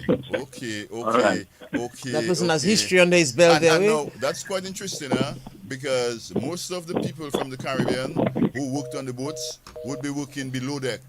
So if there is any bombing or anything, they would be in the worst position for survival. And so a lot of people died. A lot of them were not recognized. And he's raising some interesting things that I didn't know about before. So I suspect as I go along, I might have to revise the book. But there is a lot of information that is coming up. For instance, there's a guy in St. Lucia. I probably should read that quickly there. Let me see if I can get that. Yeah, we run out of time. A guy in St. Lucia who said that his father was on a boat.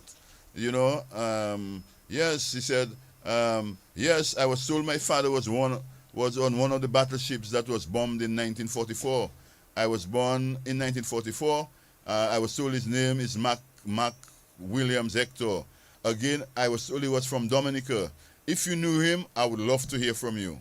So if anybody knows about Mac William Hector from Dominica, who was killed on a boat in 1944 in the Caribbean, please contact me, because I would like to get that kind of history, as I was just heard from earlier. You know, it's there's so many things that we need to rediscover, because we know our history, we think, but our history was written by other people. And really and truly, we need to write our own history. And I want to compliment Dr. Honeychurch, who has done a fantastic job. But people shouldn't think that Lennox has written everything. There is so much to be written, you know, and we need to reclaim our history and retell it in a way and bring it forward for us and our children, basically. Wow, Nigel, I really love this. Hello. Yes, I'm talking about bombing. I have a family called John Ryan from Princeton. He get torpedoed twice during the war. He was on the merchant ship as a cook, and he survived. The first time, 12 of them survived, and the second time, 2 survived. And while in the hospital, the other brother, he was the only survivor at the second time. Yes. So he was from Montserrat. Was my family from Montserrat. From where? From your family from where? Montserrat. Okay, all right. But my mother was born in Dominica. Okay. Okay, but My let me tell you. great-grandparents of Montserrat. Yes, but you should get in touch with me. You can call me at 277-2911 and let us continue that conversation. Yeah. Because you have specific information. Not I love how it's doing. All right. You can local way. No, Upa Connect. Okay. I now live in Belfast. Okay. See? But I know you live in. Okay. All right. Okay, I thought you were talking about Goodwill. Okay. All right. No, man. I know you live in. I really couldn't up in the whole of them, man. All right, so you check me out. Great. Interesting. Wow, Nigel, I mean, look at the time already. I could just sit and just listen Yes. to this recount. All the connections and what I love about this, Baba, in a sense, I mean, you know, we've taken it from Roseau Pound all the way now to where we are, and the foundation that was being laid and all the different things that you probably were involved in at the time, and maybe not recognizing at this point this is just going to lead you to today. You know, so you know, through all the cooperatives, the NDFD, the candle industries, the carnival, the MCA, the Aquarian expressions, all of that. At some point, are we going to see maybe an autobiography? Are we going to see at some point a book that looks into school days and your days in the hills or whatever? What's on the table for the next book? Nigel, the thing about it is your life reveals itself to you. And so it's interesting that people try to find the focus of their life, right? And I think I found mine. My problem though is that I probably have around 20 books I want to write. And I wouldn't write 20 books, right? So I have to try to do the best I can. And some of the books are basically being offset by other things happening. So I can tell you, in October, there will be a very significant book being launched on a very important local personality. And people should just look out for this. This is going to be, well, you cannot talk about the thing before it is done. But I think it is going to be very significant, and it's going to be a different type of history. Because for me, I'm not a historian, I'm a researcher. And I research history from yesterday. So what happened yesterday is part of my history, and it goes up to before 1493. You understand? So that is one focus. A very important lady has asked me, so you're not writing a book about me now? So I'm thinking, boy. And then I still I have my own projects I want to do. So a book about me will be very difficult for me to write. Frankly, I haven't got the time. I want to do other things, and I want my life to be represented by what I do, not by what I say. People will say about me, probably it will be good if somebody write a book about me. I'd feel nice, but I wouldn't write that book because the things I want to do now are so pressing. So, for instance, one of the books I will write, and which I was going to write but got displaced, is Mass in the Cemetery. Solo's Mass in the Cemetery as the spirit of Dominica Carnival. That is just something I think that's important to write.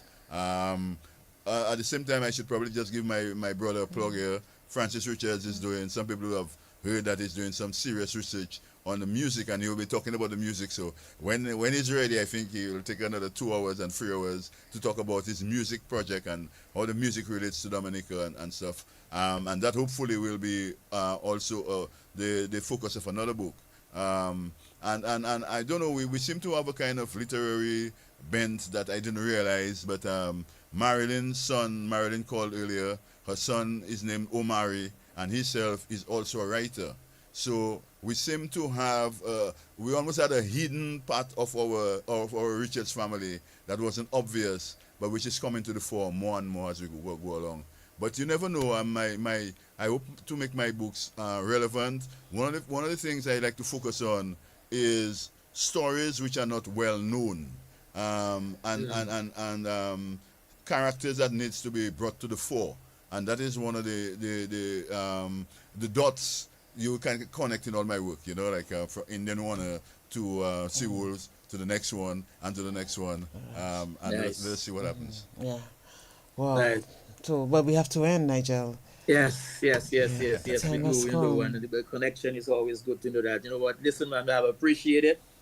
Appreciate you coming through and connecting with us, reconnecting this way. Hopefully, we'll see you at some point soon.